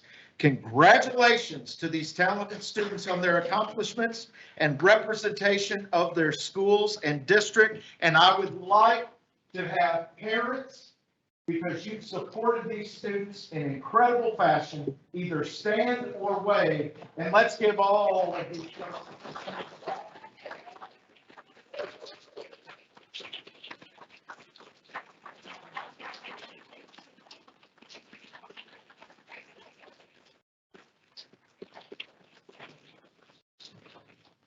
Thank you.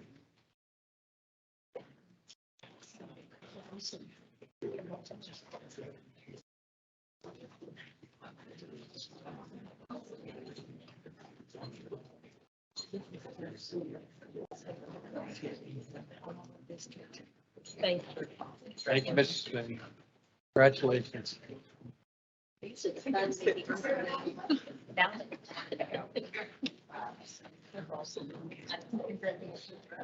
We want to see you do that.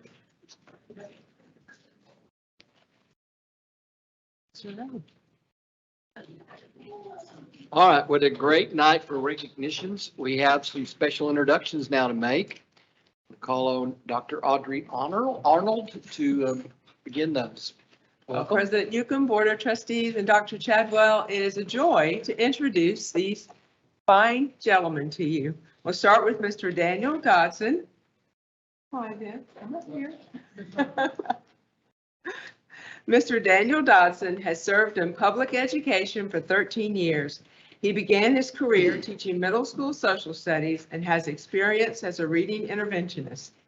He has assistant principal experience at the elementary, middle, and high school levels. He earned his bachelor's degree in interdisciplinary studies with a specialization in 4th to 8th grade reading and social studies from Texas A&M University, and his master's degree in educational administration from the University of Houston at Clear Lake. Mr. Dodson and his wife have 3 daughters, ages 8, 6, and 4. He enjoys staying busy, supporting his children in their extracurricular activities and serving at his church. Mr. Dodson will serve next year as the principal of Copper Creek Elementary School.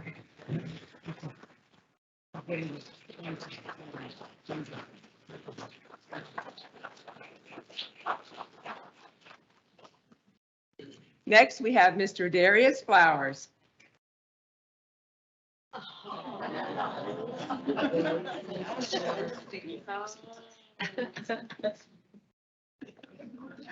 Mr. Flowers most recently served as the principal of Bowie Elementary in San Angelo Independent School District.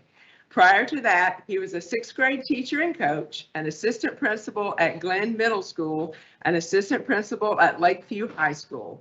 He earned his bachelor's degree in exercise sports science from Texas Tech University. And his master's degree from Angelo State University.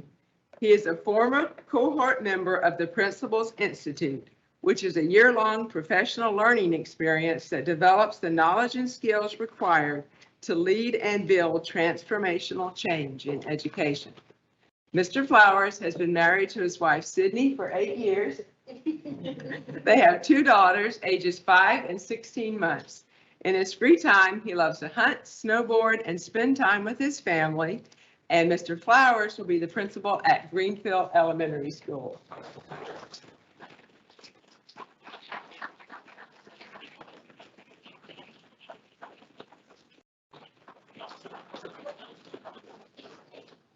Welcome to both our new principals and their families. It's good to see you here. Megan? I'm back. And I am pleased to introduce a veteran storyteller and communications professional. You've seen him behind the camera already, and hopefully you have already met him or had the opportunity to at least see him in action, because he's started work from day one when he got here. This is Matthew Leblanc. He is our Director of Communications. He brings more than 20 years of experience in public relations, marketing, and broadcast television to our communications team. Matthew has led communications programs in 2 Texas school districts. Most recently, he comes to us from Bryan ISD, and previously he was in Temple.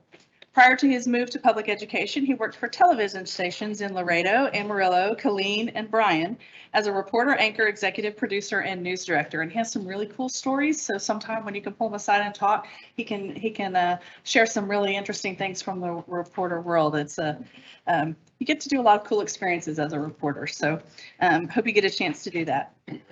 He holds a bachelor's degree in journalism from Ithaca College and grew up in nearby Granbury, so he's not too far from home. He and his wife Amanda enjoy hiking, camping, and spending time outdoors. He officially joined us on May 9th, and like I said, he's been hitting the ground running. So welcome, Matthew.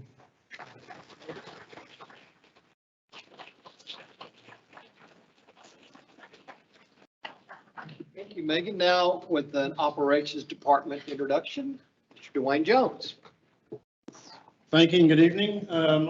Operations Department is thrilled to introduce Mr. Tom McWhorter to you as our new Director of Facility Operations.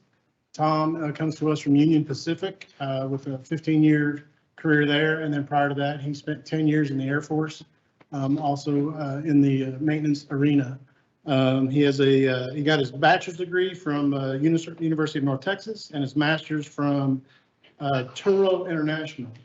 And if Mr. McWhorter's last name sounds familiar to you, you're right. His better half is actually our very own Kristen McWhorter in our HR department. And so we are thrilled to have him. He's been here 3 weeks. I guess this is the 3rd week. Acclimating well, the guys are responding great to him. And so we're thrilled to have him join the team.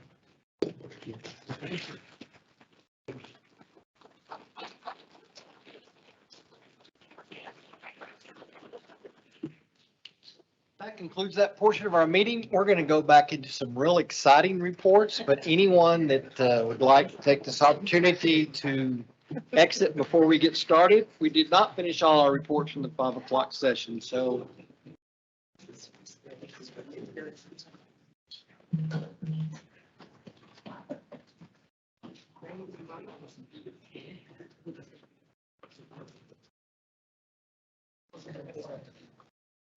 Very full. We're going to move back up now to operations report, and we're on operation report B3, update on high school attendance zones. Mr. Lee Welch. Yes, as Mr. Templeton alluded to earlier, we've been working through that process with the high school zones. I guess personally, I've probably been looking at this for over 10 years, and so it's still a tough way to look at it, but we're going to start that process in June. It'll be the similar process that y'all have blessed with other attendance zone modifications. And so in June, we'll meet with the 3 high schools. We thought to invite the parents for an informal meeting, gather a similar presentation, and garner some feedback. And if they have any questions, they can always put them on Let's Talk and do that. It'll be very informational at those 3 high schools. Then we'll come back at the June board meeting and present that information to y'all. And then we'll take all that input back, and then at another board meeting, we will present the attendance zones for possible approval. Cleta, we're going to be able to keep our feeder pattern. Is that the overall goal, going elementary, middle to high school that we've worked so hard at? Yes. So when we draw these, that will then eventually, and wherever those lines go, those elementaries and those middle schools will feed into those high schools. Now, in the interim, some of those still may cross over until we make those strategic moves, but that's what the goal is, yes. We're going to have 2 more middle schools, so that the feeder pattern at the end of the build out would still be high school, 2 middle schools, and then 4 elementary, or whatever the. Yeah, the elementaries are, the high school is obviously 1, middle school is 2, but then when you get into the elementaries, they're different sizes, they have different programs. So it may be one has 6 and one has 4 and 2 have 5. To the best of our ability, we're going to continue to, with that philosophy of keeping each feeder pattern true as we can. They will, yes, they will be. What about, I noticed on Bob Templeton's report, some of the middle schools, like Wayside's going to be overflowing, and some of the others look like they were going to stay around 100 under capacity for the foreseeable future under his plan. Will some of this be addressed in that, or can it be with keeping true feeder patterns? Well, right now they're pure feeder patterns. Right. There's 6 of them. So we have currently, at least for 2 more years, they'll be pure. Because once we add the 4th high school, then obviously the feeder pattern is going to be broken until we get it adjusted at the end. Yeah, it's broken until we get the other 2 right in line. So in the interim, we're going to have to do things at Wayside, find additional spaces in there, and then eventually put portables in as an, or look at that as an option. Okay. All right. Any input on the high school attendance zones? I'm sure it will impact all 3 high schools. It'll have to. Yes, because you've got a large amount down south and everything's basically moving north. Right? So there might be some chances as we're thinking about that, to fill some of those up that are 100 or 200 under capacity, at least according to Mr. Templeton's report that he gave us tonight. With the elementary level? No, the middle school level. Oh, the middle school level. I think there's enough variability there that 100 could shift very quickly with the neighborhood being built, as maybe is in the vacant developed lots, but are in the future. So I don't know if I would count on that at the middle school level. Did want to say at the high school level, just a reminder that most of the growth, as y'all saw on the chart, is all up north. And unless we want to change attendance boundaries several times as that school fills up, Eagle Mountain High School will open up a little smaller than the others. And then it will fill in, most of that will fill in there. And as Mr. Welch said, it actually affects the whole school district. So it's not just taking off of Boswell and Saginaw, it's actually moving Chisholm Trail up into the Boswell and Saginaw zone as well. So all of this moves, but the goal is that we don't change attendance boundaries for those high schools. It happens one time, and it happens one time. So people aren't having to phase the next 4 to 5 years as we grow. Within 10 years, the high school up north will be over 2,000 students. But it'll take it, based on his projections, obviously they'll change every year, but, it's basically 100 kids every year. Can he put that in his next report, put in the fourth high school? Because it's not in there now. Once the attendance zones are. we'd have to have that done, yes. Yeah, And you'll see that in the presentation. and he could put it in elementary school 18, that's also not in. That's there. two different, Yeah, but we it's can still do one- that, but this will be the high school attendance zones. Right. And then elementary 18, we will do that typically we do those in October, November, December. Okay. Got it. Thanks. So will that high school, the new high school, will that start as 4A or below possibly? I'm not sure exactly what the threshold is on that, but maybe whatever 1,000 students roughly right in that area.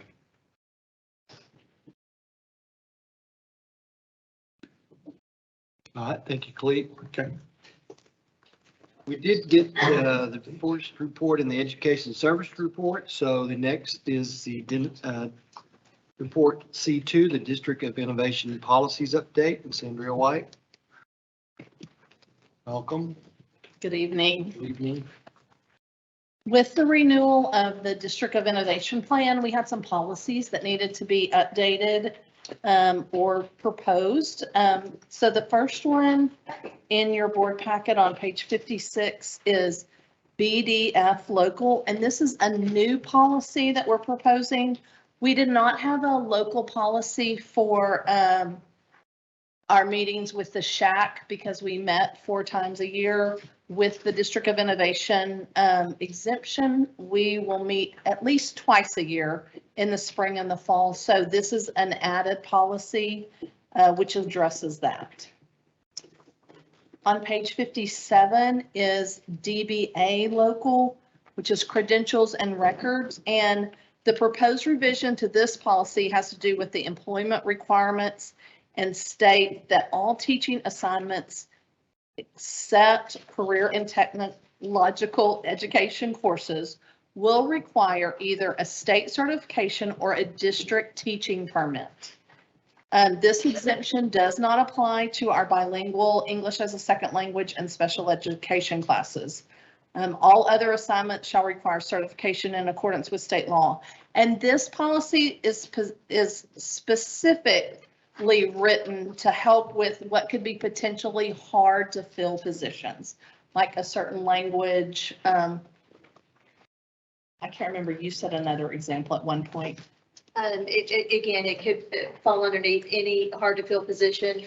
We're not allowed to do the bilingual ESL or special education because by federal law, that is required that we have a certified teacher in that area. But concerning the other, if we have individuals that have a high quality resume, pulling from higher ed, pulling from business and so forth, then with our District of Innovation, we would only be required to inform TEA and the commissioner. And so we're grateful that we were able to pursue this. So are you speaking directly about the district teaching permit? Yes. So if an individual does not have their teaching certification from the state of Texas, with our District of Innovation, we would be able to have Dr. Chadwell as superintendent be able to determine is the person of quality, but may, again, just not have that Texas certificate. It could even be too that we hire someone from out of state. We hire someone from out of the country, but we would be able to do that without penalty. We would be required to, upon Dr. Chadwell's determination that, again, this individual meets our needs, we would send a letter to Commissioner Morath. Morath would look at the qualifications and approve a district teaching permit at that time. But with the intent that they get state certified? Not necessarily. Okay. In your CTE programs, that is why the state allows, even without a District of Innovation, that they do not have to be certified. mainly because, again, you're wanting to meet the needs from the business, the finance, the auto mechanic, the EMT, and so forth. So that only falls under that realm? Yes. Okay. To be career tech, an example I had when I was a high school principal is we hired somebody from out of the country to teach a language. The person had 15 years of experience, degreed, had equivalent to a master's degree there. They're really there. We had to go through the certification process. Here, this would give us flexibility. Do we want to have them go through all of that when they have this vast amount of experience that we could validate? And so it's not going to be, it's going to be pretty narrow. It sounds like it's open, but it's actually very narrow. We do have to file with the commissioner each time. So it's going to be limited, mostly around career tech, languages. ASL is an example of American Sign Language. It's going to be very specific areas. You won't see this, for example, English or social studies or. And previously, we have had them get certified within the following year too. I You mean, can't do it in special services. we've been doing That's not even allowed. So- Thank you for the clarification. Thank you. Thank you for asking. The next policy, DBA, credentials and records. This, oh, wait, is that the one I just gave? I'm sorry. The next one is DK, which is assignment and schedules. And this also applies to what we just talked about, because this is basically for any assignments that Dr. Chadwell would approve for assignments or reassignments, also with the wording of a district teaching permit for a hard to fill position if we had that. And then FO on page 59 is student discipline. And in this revision proposal, we are just taking out campus behavior coordinator because we are a district of innovation and we don't have to have that, even though on our website, we do address that our principals or assistant principals are considered the campus behavior coordinator. We don't have to have that in the policy. And then the last one is on your page 63, GKA, which is conduct on school premises. And this one addresses that we, based on the District of Innovation exemptions, a district official does not necessarily have to give a warning or a written notice to for someone for entry or ejection of a person in a school event if the behavior is called for. Does anybody have any questions about those policies?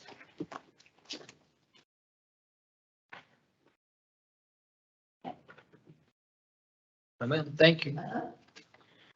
Move now to finance reports, and we have a budget update from Mr. Rob Welch.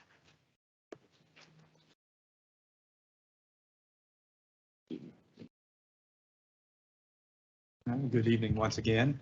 Brief update on the budget or the world of finance.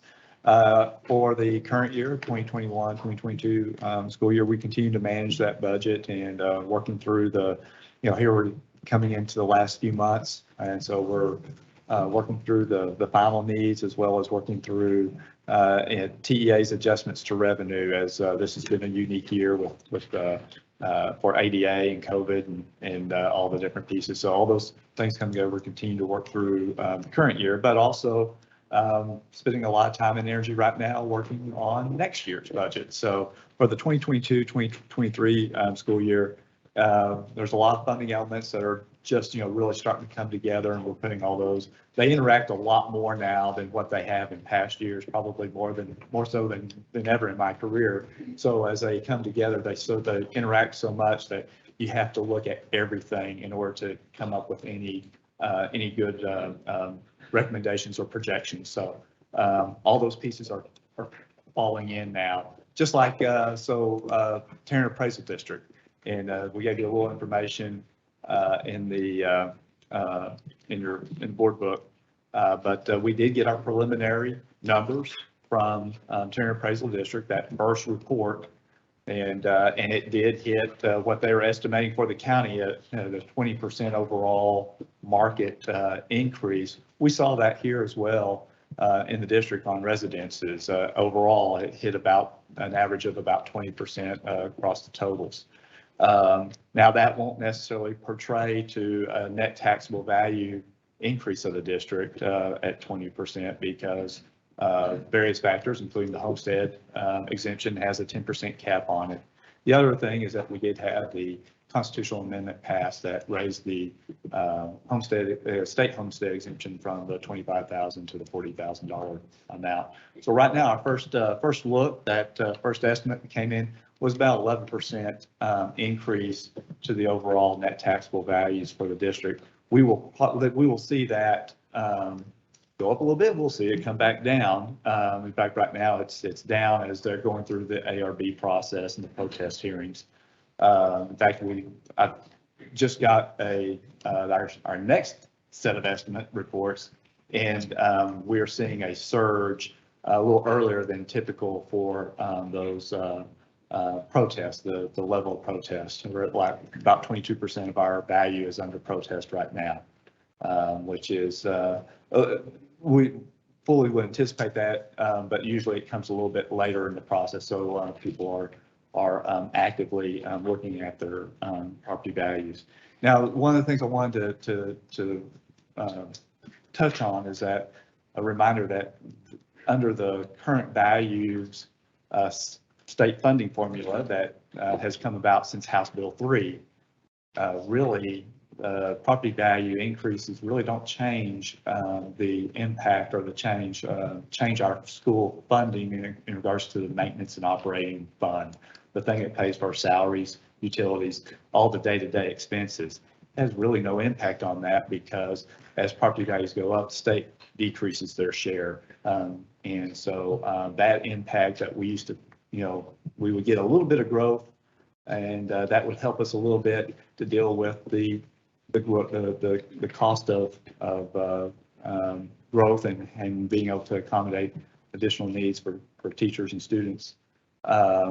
That doesn't really factor in anymore under the current state funding model. And so again, when we look at the maintenance and operating side, it doesn't have an impact there. So whatever happens with students and ADA, that's what drives our actual revenue numbers for the M&O budget. However, on the property values any changes do impact our interest in sinking side, which is, obviously pays back the principal and interest on bonds for funding our capital needs and facility and bond program. So one of the things, typically we'll see and we'll continue to monitor, how it's going to impact our cash flow and what our needs for for the next issuance and what we're able to afford.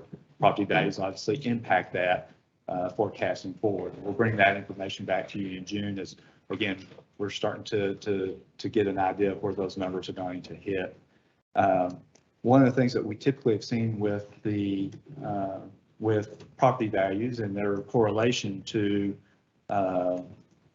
aligns with the growth of the district. So as new homes come in, our overall property values go up, but so do our needs and our requirements to build facilities. That typically aligns, and that hasn't gone away. But now we're seeing another factor that we haven't really seen before, and that's with the increase with the inflationary costs. We're seeing the additional value of market value coming up, but it's not necessarily providing any additional relief to our building program or our ability to pay back the principal and interest, because all we're seeing is the same thing that's happening to the residential arena in the way of construction cost and demand driving up that market, and the increase in property values is happening to us on the same side, very similar to us and what's happening with us in the district on facility cost. Our facility costs are costing more. And so that, when we do see the increase from inflationary on market values, it's happening to us as well. And so there's no relief there because that additional property value is necessary in order to pay now an additional cost. of what it costs to build buildings. And so we're seeing that line out through the future as well in the projections. And so it's just an interesting phenomenon that, we haven't really experienced before, but now we're seeing, the what's happening with property values. Again, it impacts us as well on the district side. So Mr. Welch, and you may be able to answer this too, the other Mr. Welch.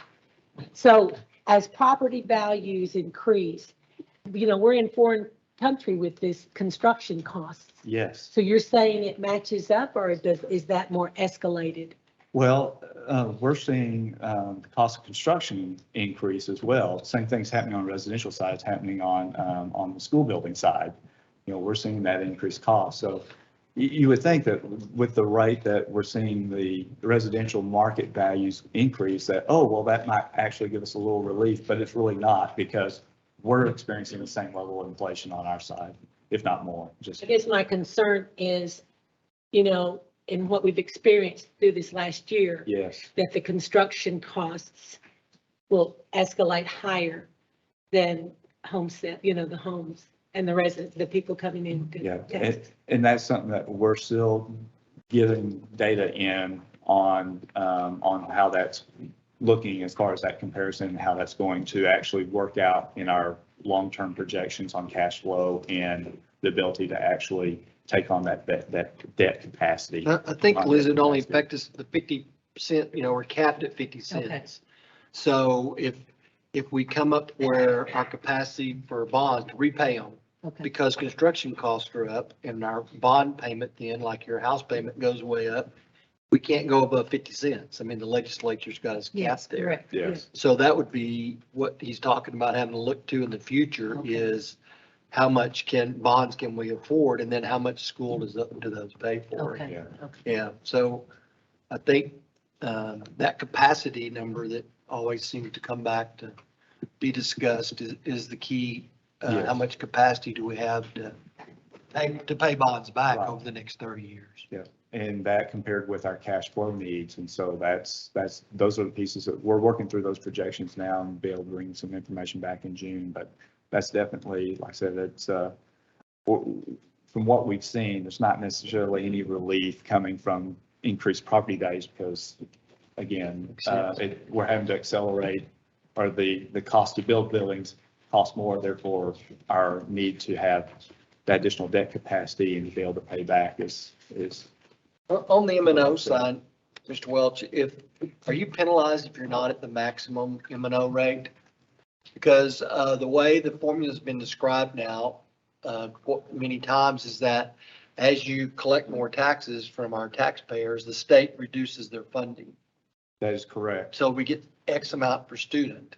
So what if the rate wasn't, what if we got less money? Would the state make up that difference if we're not at the maximum tax rate? No, the state does build in an expectation for us to tax at a certain level. Right.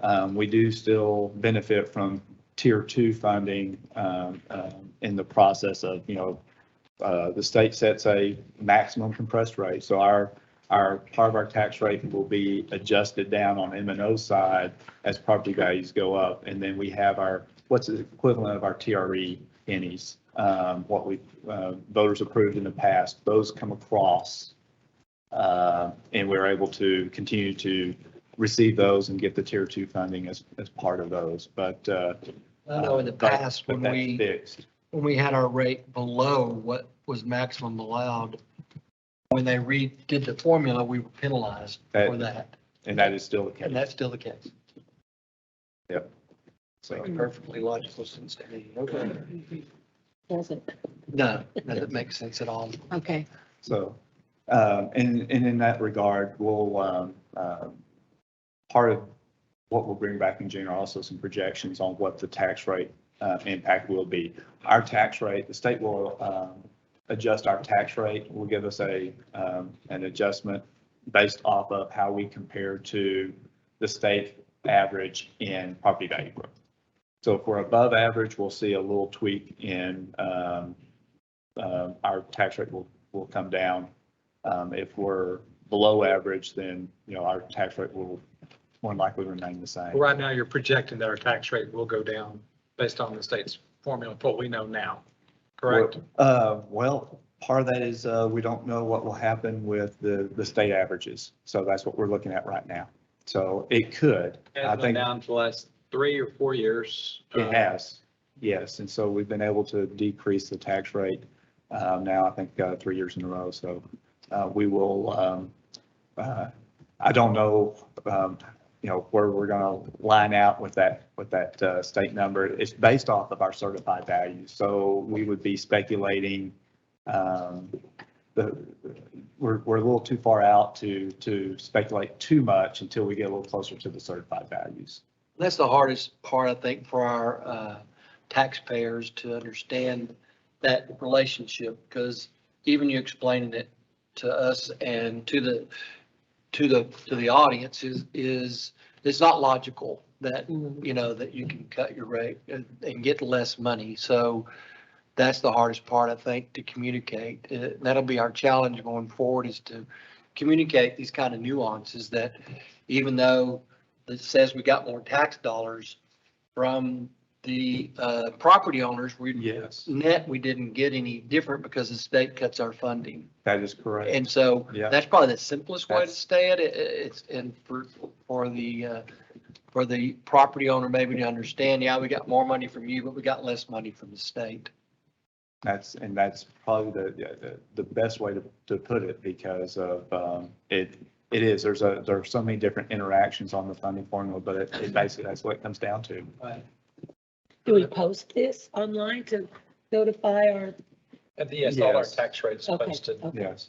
Tax rate and calculations, to get to that tax rate, everything is all provided online each year.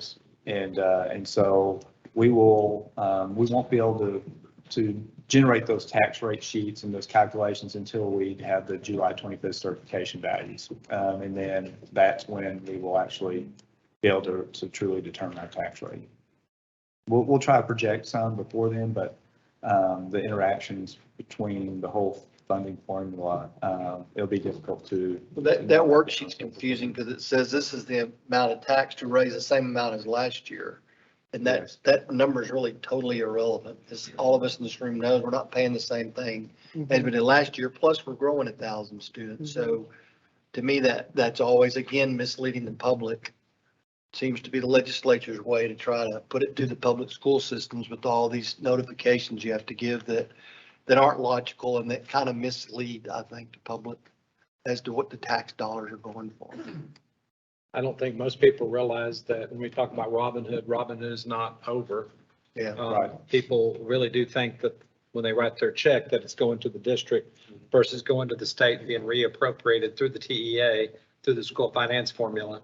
And in some cases, the dollars don't, like with the fast growth schools allotment, we don't even get, we had it prorated. We didn't get 100% of what the legislature committed to because it wasn't in appropriations. They ran out of dollars. And so it's not that simple. And then on the debt service side, just the confusion, a lot of times the difference between issuance, bond issuance, which is of course the permission to issue debt versus real dollars. And so that's the situation you run into here. We have property growth, we have more capacity on the debt service side, but then you run out of issuance because everything costs more. Right. And so then you have to go back out and get, again, more permission. You haven't run out of money, you've run out of issuance. And that's all kind of confusing for people. To understand how that works. And I think that's the point that we're going to have to come up with to educate the whole Eagle Mountain Saginaw ISD community, because there's not a person that I've talked to that understands exactly that we do not get any more money from the state. You know, they see that all of our taxes going up and everybody thinks that we're bringing in more money, and they don't understand that the state funding formula deducts that, offsets us that amount of money. So we're never going to get any more money. So, you know, I've told several of them, it really, other than the INS side of it, on the maintenance and operation side, it really doesn't make any difference to us if our property values ever go up. Because we get we get no more money if they do or whether they don't. Yeah, House Bill 3 changed it all for us. So for example, the $40,000 homestead exemption, which I bet nearly everybody voted for it. I voted for it, thought that was a good thing. But that was actually paid for, not from the state. It was actually paid for from taxpayers that sent their money to the state that then got reappropriated by the state legislature to increase the homestead exemption from 25 to 40. It looks like the state gave it to us, but we really gave it to ourselves. And so it's not clear, but you bring up the point, Mr. Doctor, just the ability for our community to understand how that moves. Yes. Well, then again, looking at next year, the challenges of projecting out revenue, but also realizing what, some of the things that we are dealing with and getting information on the inflationary factor, some of the pieces. One of the areas that I touched on in the board book report is property insurance. And so as we are seeing construction costs increase, that means our replacement values are increasing. And so the ability to maintain a comfortable level of insurance for hazards or, many things that can happen here in this part of North Texas, as we're well aware, as probably everybody in this room has replaced a roof in the last 10 years. Those things are, those costs are also increasing. We're also seeing a challenge in the number of the big insurance carriers putting parts of their portfolio or attributing parts of their portfolio to the institutional market. A lot of them are pulling out or limiting and such. So right now we have about 13 different carriers that build our laddered coverage schedule for our district. Up to about a $300 million level. For us to maintain that going into next year, we're anticipating that could double. It could take 26 different carriers to maintain that level in this market. And as well as with the increasing cost of replacement value for our existing facilities, we could see a pretty significant increase in our property insurance as well. So we're seeing those inflationary pieces, come through our budget in many different areas. And so we're working on next year's budget, and obviously those pieces are elements that we're accounting for, but in some cases we're finding them to be even more so, very much like construction from 2 years ago to, or a year ago to even now. We're finding those levels to be even more so than what we would expect. So we're continuing to work through those pieces. We'll be bringing, because that market is so tight and so competitive, it'll be a very quick action process. The bids will not be held very long by the carriers, and so we'll probably, as soon as we put that out and bring that back, we'll probably be looking for action in July as soon as we open those up. We'll be bringing straight back to the board a recommendation where we normally like to try to bring information out, and we won't have the time frame on this in order to accept those bids. Do those policies follow the school year? Yes, they do. Yeah, September 1. And those are in your department, all the Yes. policies? Yes, ma'am. So that's all the information I have tonight. I told you I try to be brief, but we did have an opportunity to capture a few other items there. But if you have any questions, by all means, always please feel free to reach out to me. All right, thank you. Thank you. Appreciate it, Ron.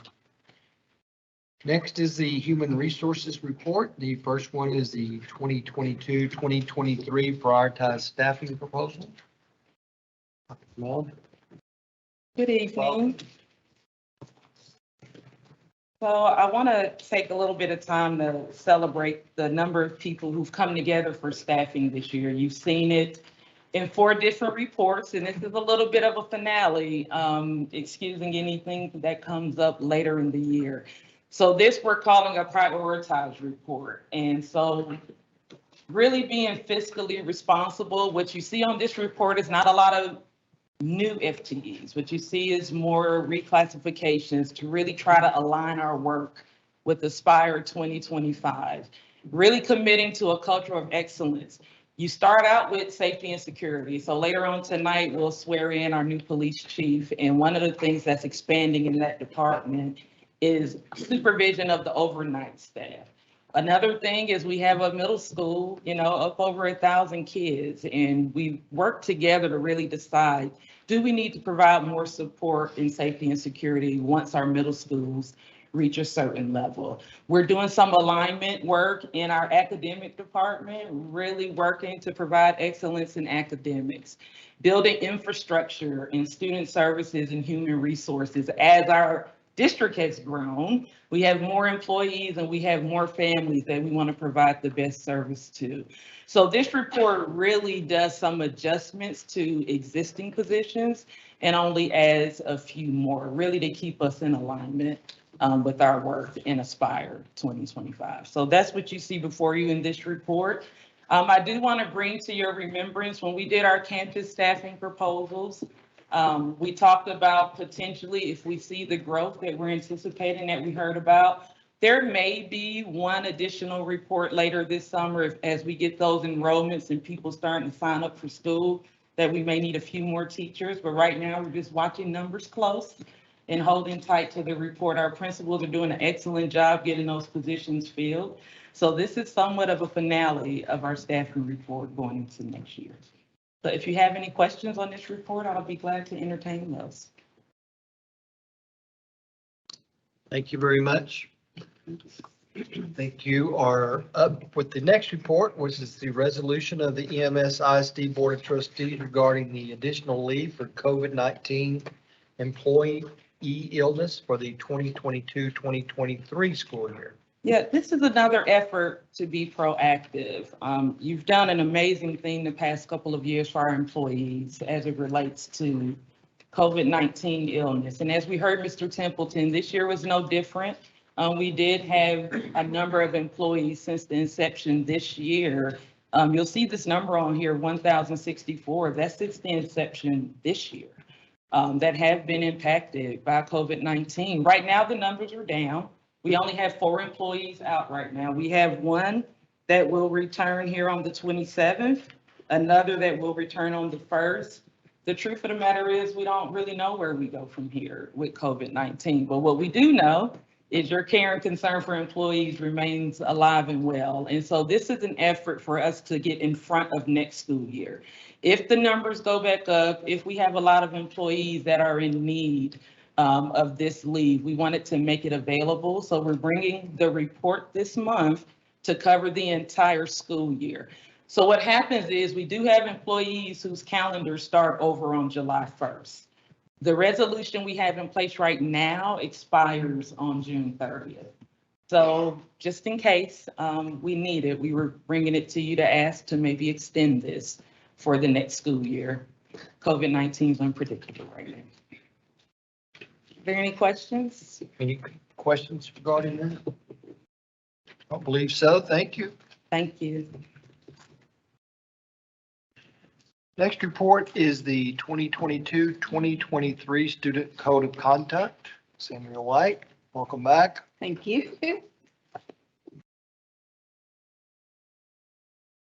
Okay, this report I'm bringing is the proposed 2022-2023 Student Code of Conduct. Since this is not a legislation session year, there are no updates concerning law changes, but we're proposing some changes in the code, including more specific wording.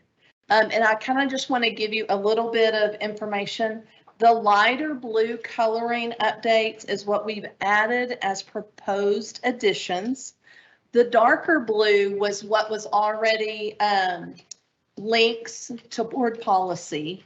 And then obviously the red is crossed out to add more specific wording.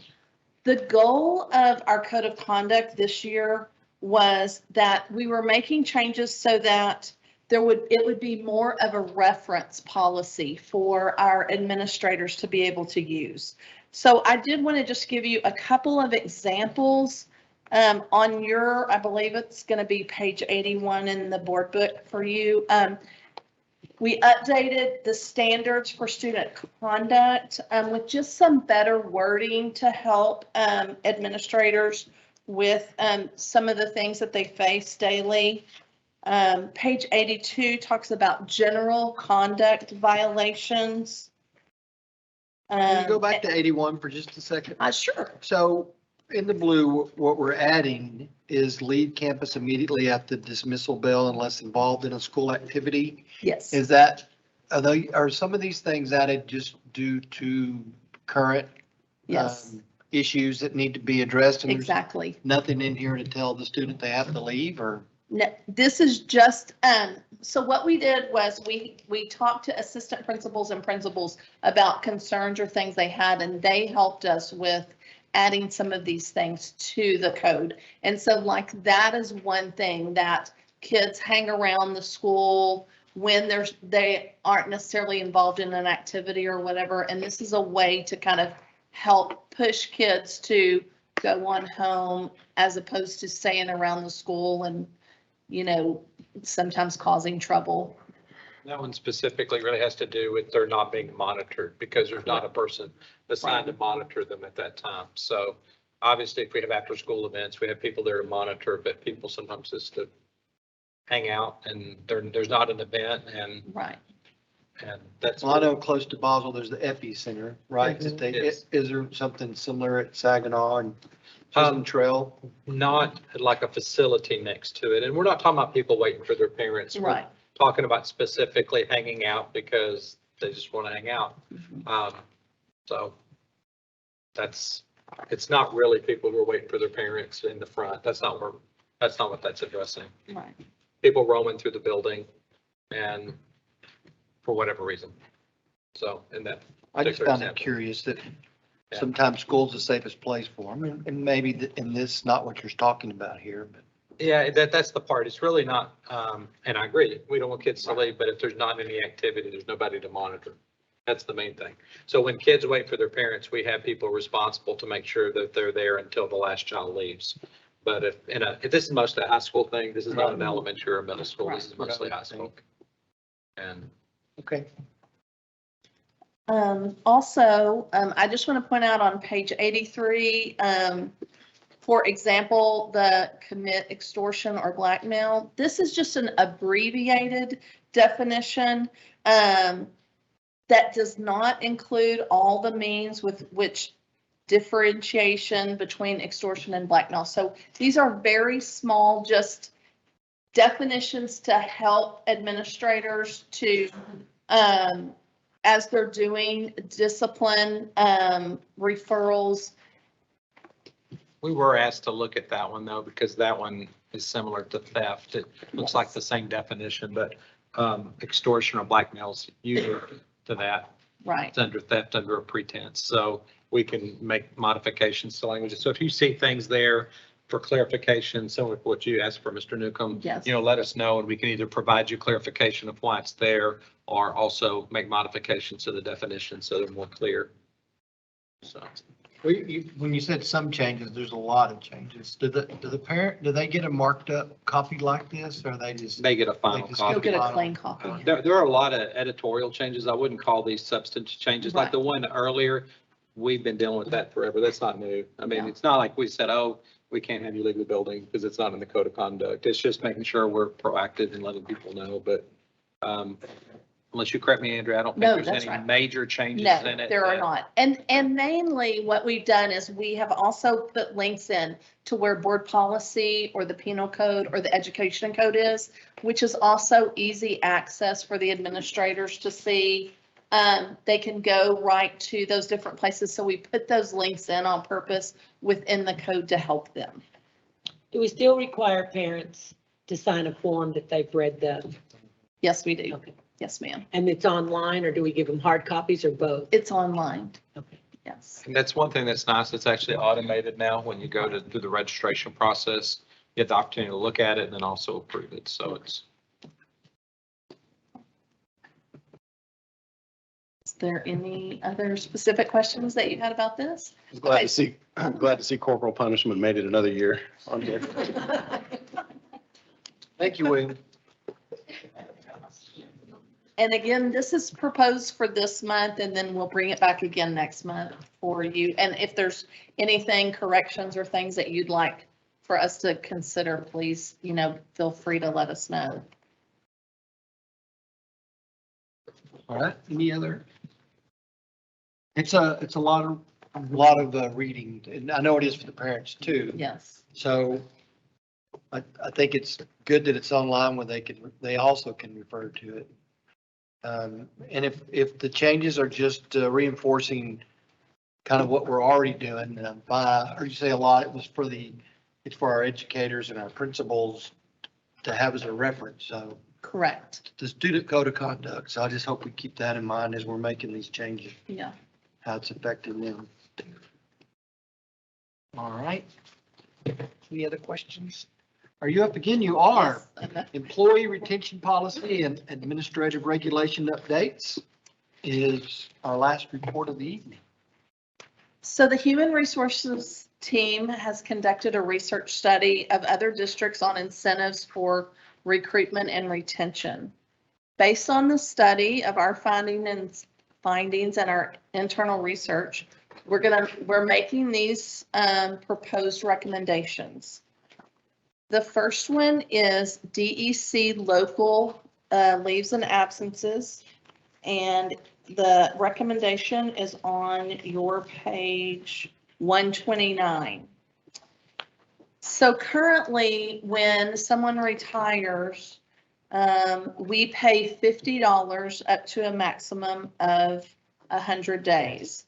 So our proposal would be that an employee with 5 to 25 years of service with the district would receive payment for each day of accumulated local leave at the employee's daily rate up to a maximum amount of $10,000. And then an employee with 26 or more years of service with the district would receive payment for each day of accumulated local leave at the employee's daily rate up to a maximum amount of $15,000.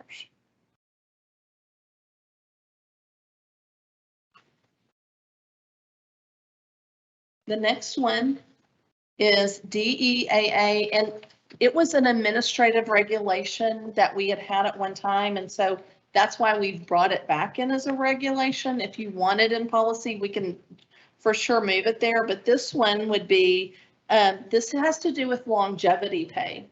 And what we're proposing is that it would involve exempt employees whose salary schedule is based on the teacher and library matrix. And after they have been with the district for 10 consecutive years, they would receive a $1,000 stipend annually for every year without a break in service.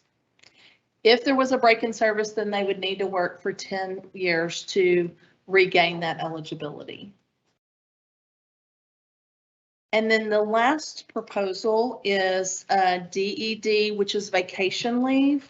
And in this proposal, the incentive is for a full-time employee in a position requiring a 235-day schedule or more, who has completed 10 consecutive years of service or more with the district, would earn a total of 3 weeks of vacation annually every year that the employer remains with the district in a position requiring a 235-day schedule or more. In the past, what we've done is you had to be in a 235-day position for 10 years before you got 3 weeks. So what we're recommending is if you've been with the district for 10 years and you're in a 235-day position or more, then you would get that additional week of vacation if you had not already earned it. The one thing that the 10 consecutive years is something I would like to see it just 10 years of service with the district, in my opinion. I don't know that it has to be consecutive. For an example, I worked here in the district for 8 years, came back as the first full-time athletic director and did that for 10 years.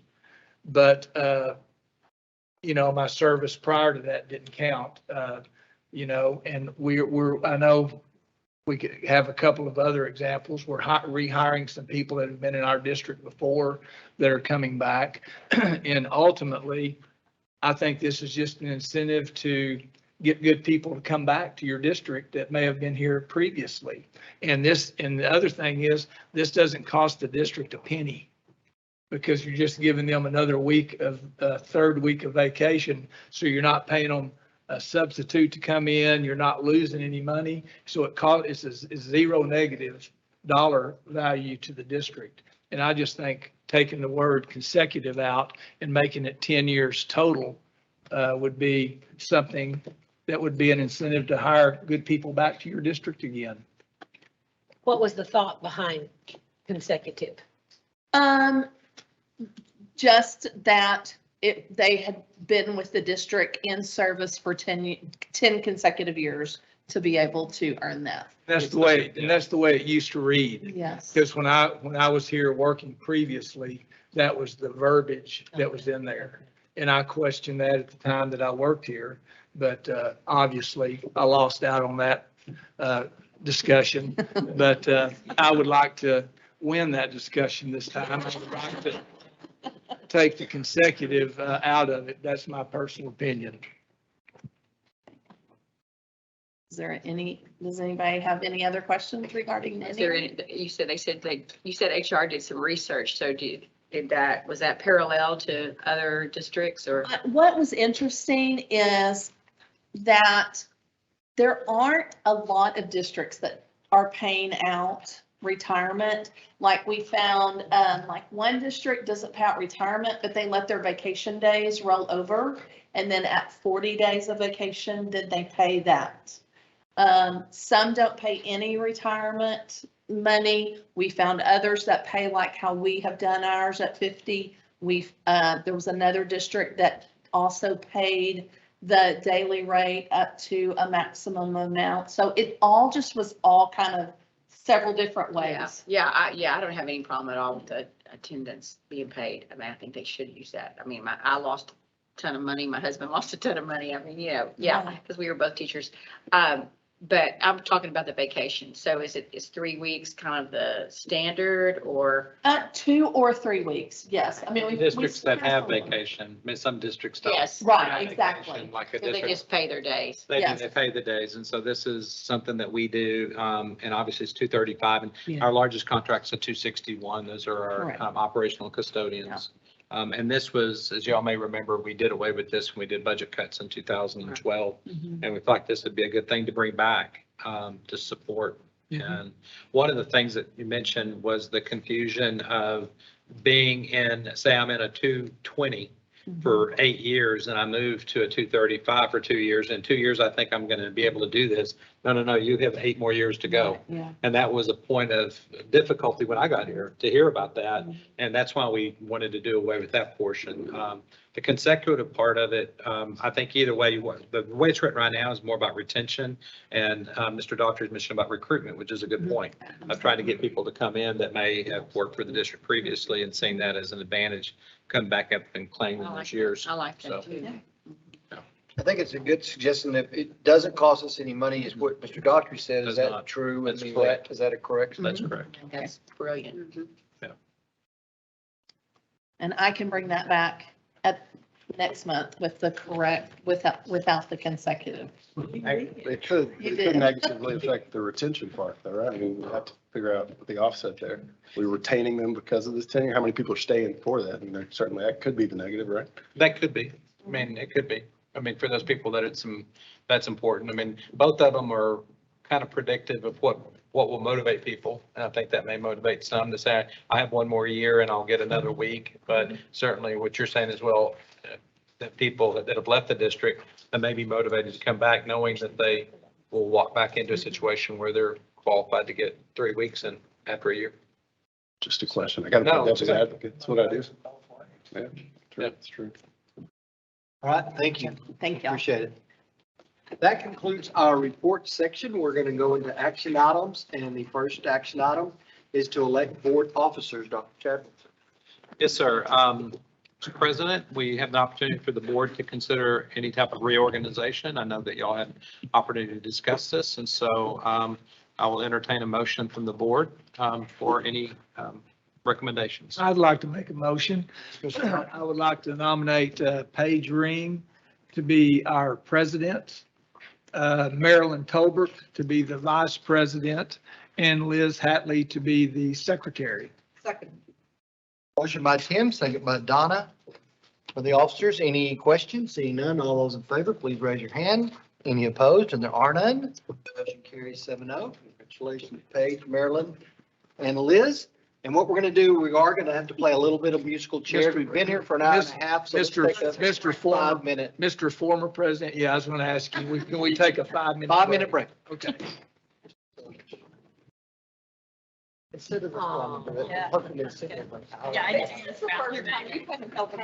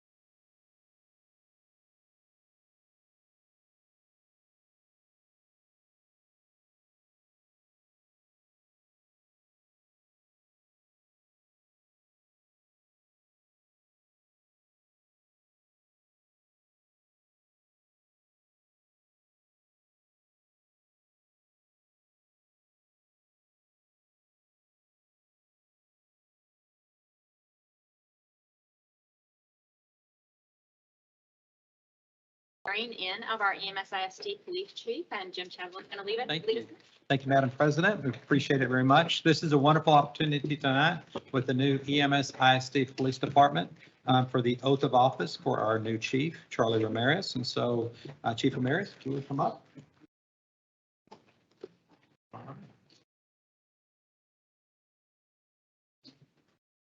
So, please repeat after me. I, Charlie Ramirez. I, Charlie Ramirez, Do solemnly swear. do solemnly swear That I will faithfully execute. that I will faithfully execute The duties of the office. the duties of the office Of Chief of Police. of Chief of Police Of the Eagle Mountain Saginaw ISD. of Eagle Mountain Saginaw ISD Of the State of Texas. of the state of Texas, And will to the best of my ability. and will, to the best of my ability, Preserve, protect, and defend. preserve, protect, and defend The Constitution and laws. the Constitution and laws Of the United States. of the United States And of this state. and of this state, So help me God. so help me God. All right.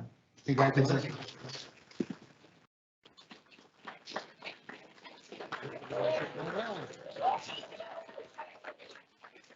Thank you.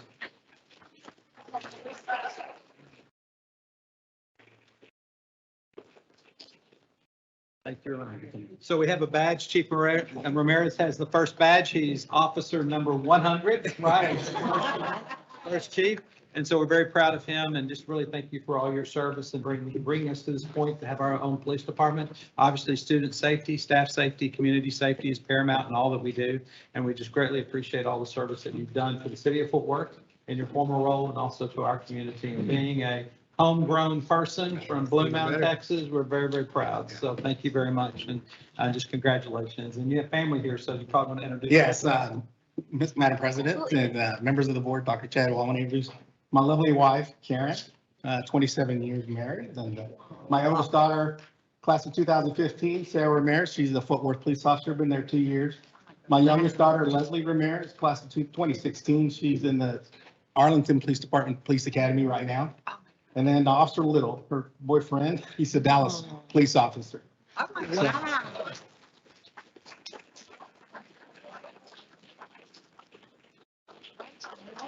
Just real quick, I just want to, first of all, thank God for all his blessings. Again, you mentioned a little guy from Blue Mountain coming up, being able to have a career in Fort Worth and coming back here to home to help create this police department, which is, again, just a dream come true for me to do that. So that way we can, and all of y'all, leave a legacy. So as a police chief, I really want to thank you all. And in a certain way that a chief can now thank him is really recognize what you have done in looking at the future and looking at the safety of this district and how important it was and how instrumental you guys were in making it happen. So at this time, I'd really like to bestow a capillary, for everyone on the board, including the superintendent, to be honorary police officers. For that.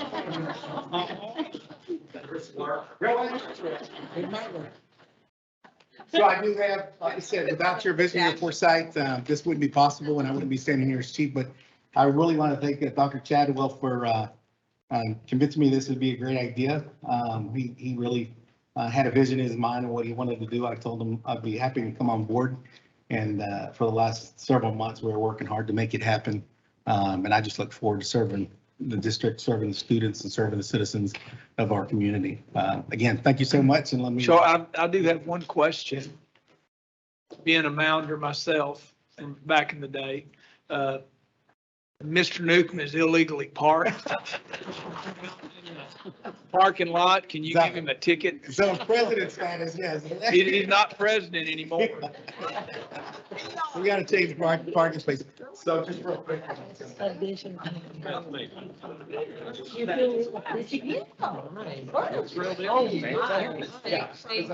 Meeting really good. Are they numbered?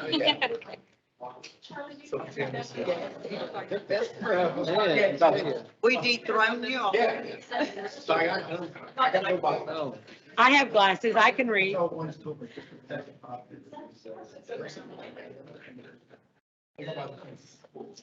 sweet. Charlie, I have readers. Y'all need to take that away from William. Wonderful. I'm going to use this with my children.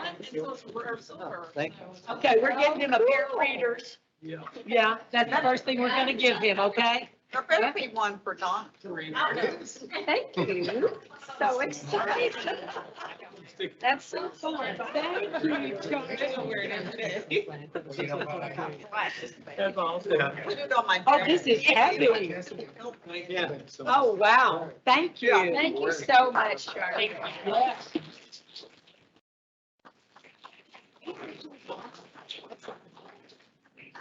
Officially welcome know to the it. board. We are very excited. This is a wonderful day for EMSISD. Wow, this. All right, moving on. Our next action item is C, consider the approval of additional instructional minutes for the 2022-2023 year. Dr. Barnes? I move we approve the additional instructional minutes for 2022-2023 school year. Second. I have a motion by Donna and a second by Marilyn. Is there any discussion? Seeing none, all those in favor? Any opposed? There are none. Motion carries 7-0. I'm going to controversially ding. Donna was not excited. Action item D is to consider the acceptance of a donation of a trailer to the Chisholm Trail High School Ranger Regiment Band color guard from the Chisholm Trail Ranger Regiment Band boosters. Mr. Welch? Yeah, so tonight we have a couple of donations. This is the first one. This is, as you mentioned, Chisholm Trail High School Ranger Regiment Band boosters have a 6x12 enclosed trailer that they would like to procure and provide the Chisholm Trail High School Ranger Regiment Band color guard for transporting color guard equipment and as well as band equipment to competitions and other school activities. And I make a motion to accept the donation of a trailer from the Chisholm Trail High School Ranger Regiment Band Boosters. Second. I have a motion from Tim and a second by Liz. Is there any discussion on the item? Seeing none, all those in favor? Any opposed? There are none. Motion carries 7-0. And the next donation we have is from Safe Core Consulting. This is provide actually part of the Dodd family at High Country Elementary. Have a donation of $6,000 towards the purchase of handheld radios for school staff. And the administration recommends that the board accept this donation. Second. I have a motion by Liz and a second by Marilyn. Any discussion? Seeing none, all those in favor? Any opposed? And there are none. Motion carries. Thank you very much. And then our next action item F is to act on the purchase and installation of rooftop units for Chisholm Ridge, Greenfield, High Country, and Remington Point Elementary Schools. Good evening, Dr. Chadwell, Madam President Ring, members of the board. This item was brought to the board in February and it was approved. The awarded vendor did not have a buy board contract, so we nullified all the proposals, reissued the project through an RFP with purchasing. We received 5 responses that met all specifications based on price, references, and equipment specified. It was determined the Dallas Mechanical Group provided the best value for the replacement of the RTUs as identified by the campuses.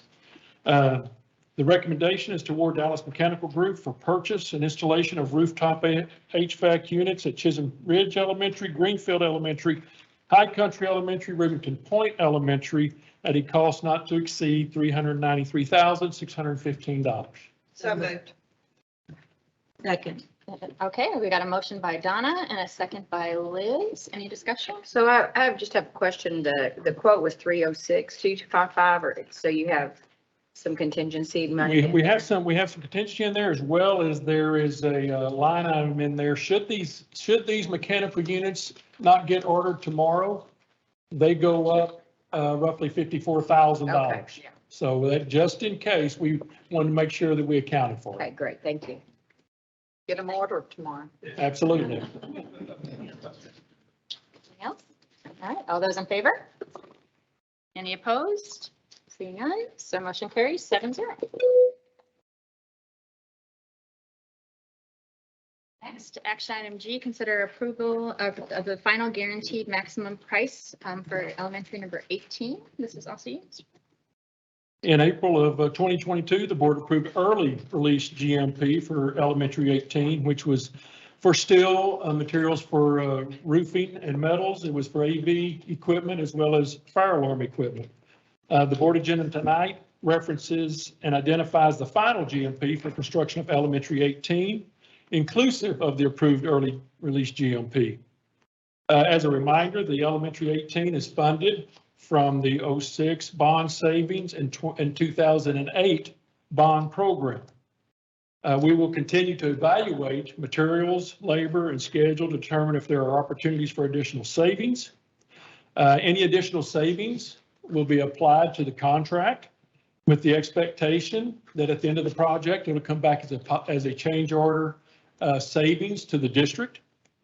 We will also manage this work within, or the expectation is within the remaining 06-08 fund balances from bond projects. The recommendation is to approve the final guaranteed maximum price for the construction of elementary number 18 in the amount of $38,185,682. So moved. Second. Motion by Marilyn and a second by Donna. Is there any discussion? All right, all those in favor? Any opposed? I don't see any, so that motion carries 7-0. Thank you. I would also like to acknowledge we have representatives from Code Construction and VLK here tonight. We do. So working on that project. Thank you for attending. I'm looking forward to working with you. Now moving on to action item H, act on the amendment number 1 with Gold Star Transit. Mr. Jones. Thank you, Madam President Ring, trustees, and Dr. Chadwell. We are completing year 1 of the initial 3-year agreement with Gold Star. The agreement allows for annual rate increases based on the Dallas-Fort Worth and Arlington CPI, or the Consumer Price Index. Gold Star has submitted a proposed increase to the annual budget, or their annual cost, of 6%. The increase is to cover industry inflation, increased wages, employee retention, and recruitment. The 6% increase to the proposed budget for year over year is an approximate increase of about $403,000. So that's the proposal at this point. I will entertain any questions if you have any. I just have a question, has nothing to do, well, it's part of Gold Star. Did they ever get that app working to let parents know where their children are and that kind of thing? Where are we on that? It is not working. And part of that, well, I shouldn't say it's not working. It's not necessarily in place. And part of that, most of it is due to lack of people to cover it. The bodies in their front office in order to maintain it. We didn't want to release it with the expectation that the data going in has to be real time in order for it to be effective. And without that confidence in having people on their side being able to do that, we determined that we would not go down it and have it be turned into a negative whenever. So do they anticipate that being ready in August? Again, it's going to come down to staffing. So, Mr. Jones, is this a competitive per hour price we'll be paying? Competitive, yes. I mean, as far as you're talking about driver's wages? The increased wages. Yes. I mean, so where it'll help us acquire enough bus drivers? I would say yes. It's really still going to come down to interest. I mean, getting people to just want to come back into the workforce. I don't know necessarily that they are not applying here simply due to the salary. I just don't know that they're just not applying really in a lot of places. Some of my peers in other districts that I keep in touch with, I've talked with them, and we have different rates. Some are higher, some are lower, but they are experiencing the same shortage. So it's just. It's statewide. Yeah, everybody's just not, whatever they're doing, they're not coming back into the workforce at this time. So, thank you. Yes, ma'am. Really, a 6% increase is not a lot of increase compared to everything else that's increasing right now. Yes, ma'am. That's a good point. The CPI actually is 9, as far as from the, from what was recommended or whatever but in discussions with them, and them trying to partner and cover really just only their expenses that they needed to cover, and then they came up with the 6%. I make a recommendation to approve amendment number 1 as presented with Gold Star Transit. Second. I have a motion from Liz and a second from Donna. Is there any further discussion? Seeing none, all those in favor? Any opposed? There are none. That motion carries 7-0. Thank you. Thank you. Next, we have action item I, consider teacher abandonment of the position without good cause and proposed complaint to the State Board of Education, certification for abandonment of contract. Mr. Christie. Hi, good evening, Dr. Chadwell, Madam President Ring, Board of Trustees. I have a consideration before you for this staff member at Saginaw High School. Back in the beginning of March, we received a resignation from the staff member, and she was contacted the next day by our office for our procedures, notifying her of the potential consequences of job abandonment and the release of her contract on those terms. She did not return after spring break, and attempts to communicate with her after that were unsuccessful. So we've initiated the process for job abandonment already, but of course we need to come to you for your consideration for this action item to proceed further with the state. So you made numerous attempts to contact her and she just refused to Correct. Even respond. Correct. Yes, sir. Email, phone calls, the communication this should be before you from our office, which is standard for any staff member that resigns. And then Dr. Chadwell gives his guidance on accepting or releasing. Those communications were unsuccessful. Yes, sir. And you feel like she understood and simply didn't care? Yes, ma'am. Our best information is that she went on to teach at a higher learning, a Department of Higher Learning. Okay. Yeah, Tarleton State. Okay. So we had no acknowledgement, followed up with the campus. They were informed directly what her intentions were and where she went off to, but she did not communicate with HR. She didn't communicate with the HR at all. And you were sent letters in writing and all those pieces, everything. Mm-hmm. Okay. So this position was left vacant. Or y'all had to. Subs, the campus was filling it with long-term subs in her absence. So it will post for 22-23, we'll be able to fill it. But it was filled with subs when she did not return after spring break. Which ultimately hurts the students. Absolutely. Yeah. Correct. I move we recommend that the board find good cause did not exist under section 21.105, parentheses C, close parentheses, parentheses 2, close parentheses of the Texas Education Code for Ms. Holly Saporito to abandon her contract for the 2021-2022 school year. The board did not consent to her resignation, and that the board authorizes the superintendent to file a complaint with the State Board of Educators certification to seek sanctions for her abandonment of contract. Second. Motion by Donna and a second by Liz. Any further discussion? Seeing none, all those in favor? Any opposed? There are none. Motion carries 7-0. Thank you. And that is the end of our action items. So for tonight. So now moving on to routine monthly reports. Did anybody have any questions or needed me follow up on anything in your packet? All right, then we move on to review of the 2022 board planning calendar. Dr. Chapter. Yes, on page 279 of your packet, coming up in the next meeting will be finance report, reviewing the bond capacity and issuance. That'll continue the conversation that we had this evening. Also the 22-23 budget forecast, and also presentation of the 5-year projection. We also have the athletic department providing their annual report, followed by construction update, human resources. We have the JJAP MOU, as well as the student drug testing report. Under Ed Services, we have the ESL bilingual education report, world languages report, and an Aspire 2025 update.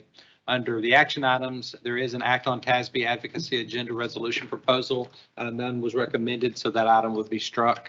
And then conduct federal programs public meeting.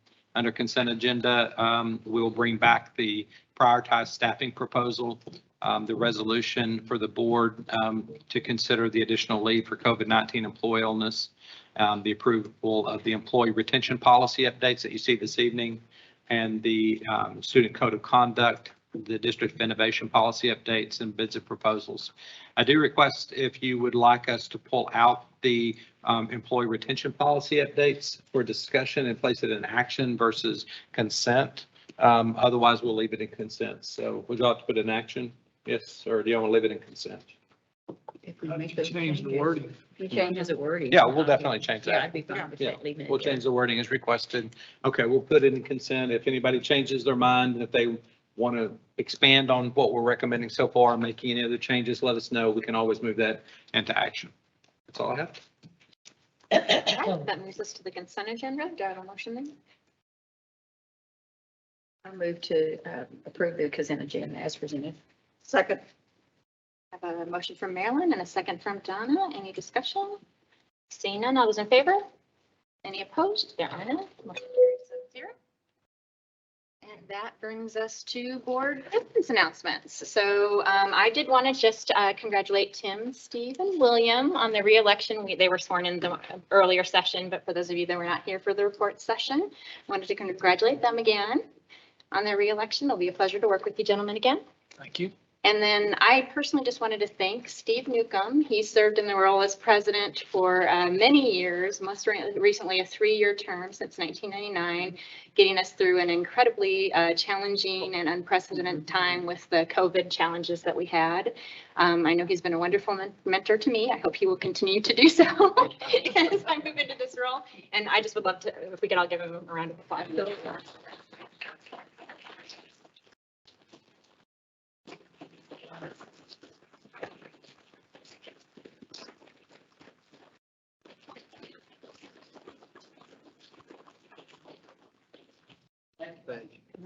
Did you have anything? You were present for half of this meeting, so did you have any presents announcements you wanted to make? Oh, no. Yeah. All right, and then just a few other reminders. Fine Art Showcase is tomorrow at 6 at Texas Hall, for those of you that are attending that. You have grad info at your places this evening. You also got some more detailed information about parking and things like that in your Friday update, not the most recent one, but 2 weeks ago. And then we've got a bracket analysis dinner on June 7th at Blue Mesa. And then SLI coming up for June 29th through July 2nd for those of you that are attending. Good. Thank you. And that moves us on to superintendent. Yes, and just to echo what Madam President said, just congratulations to our board members that were elected. A lot of work is done prior to these meetings, a lot of hours in preparation and reviewing the packets, asking questions. Just appreciate y'all's leadership and all your work. And also just to echo what Paige said for Mr. Newcomb, we worked very closely together for a number of years now. And obviously a district, it doesn't just happen one night a month. You know, when you're working with a school district, and a lot of conversations we've had and working through all the challenges that you can imagine would happen in a school district. And just one thing I really appreciate, Steve, is about your leadership is just to see the lineage of time of probably sitting on the sideline watching your dad coach and watching your mom manage things, and just that heritage, but also just the passion and commitment you have to this district. I don't know how many schools you're up to in terms of kids being in them, but you know, I'm at Elkins the other day, and there's Aubrey, and got to read with her. That was awesome, and it's just really awesome just to see your love for this community, and just seeing that through your service. You've handled a lot of challenging things, and you've always done so with such diplomacy. and such professionalism and respect for people. So thank you very much. Thank you. Look forward to working with you. Of course, Paige and I have worked together since I came in the district in 2010. I'm very excited about working with you as president, and congratulations. And Marilyn is vice president, and Liz has always been sitting on my right side here for a while, so congratulations too. But Paige covered a lot of things happening this week. This is going to be a really exciting week. It's exciting for graduation to come up, and we're excited to be back at Dickey's Arena and just watching our kids have this wonderful opportunity to graduate, and just watching this end of the year that is just wonderful for our community. Thank you. Great. Hearing there's no further business to come before this board, that I will entertain a motion to adjourn. So moved. Second. After motion by Stephen, a second by Donna, all in favor? We are adjourned. And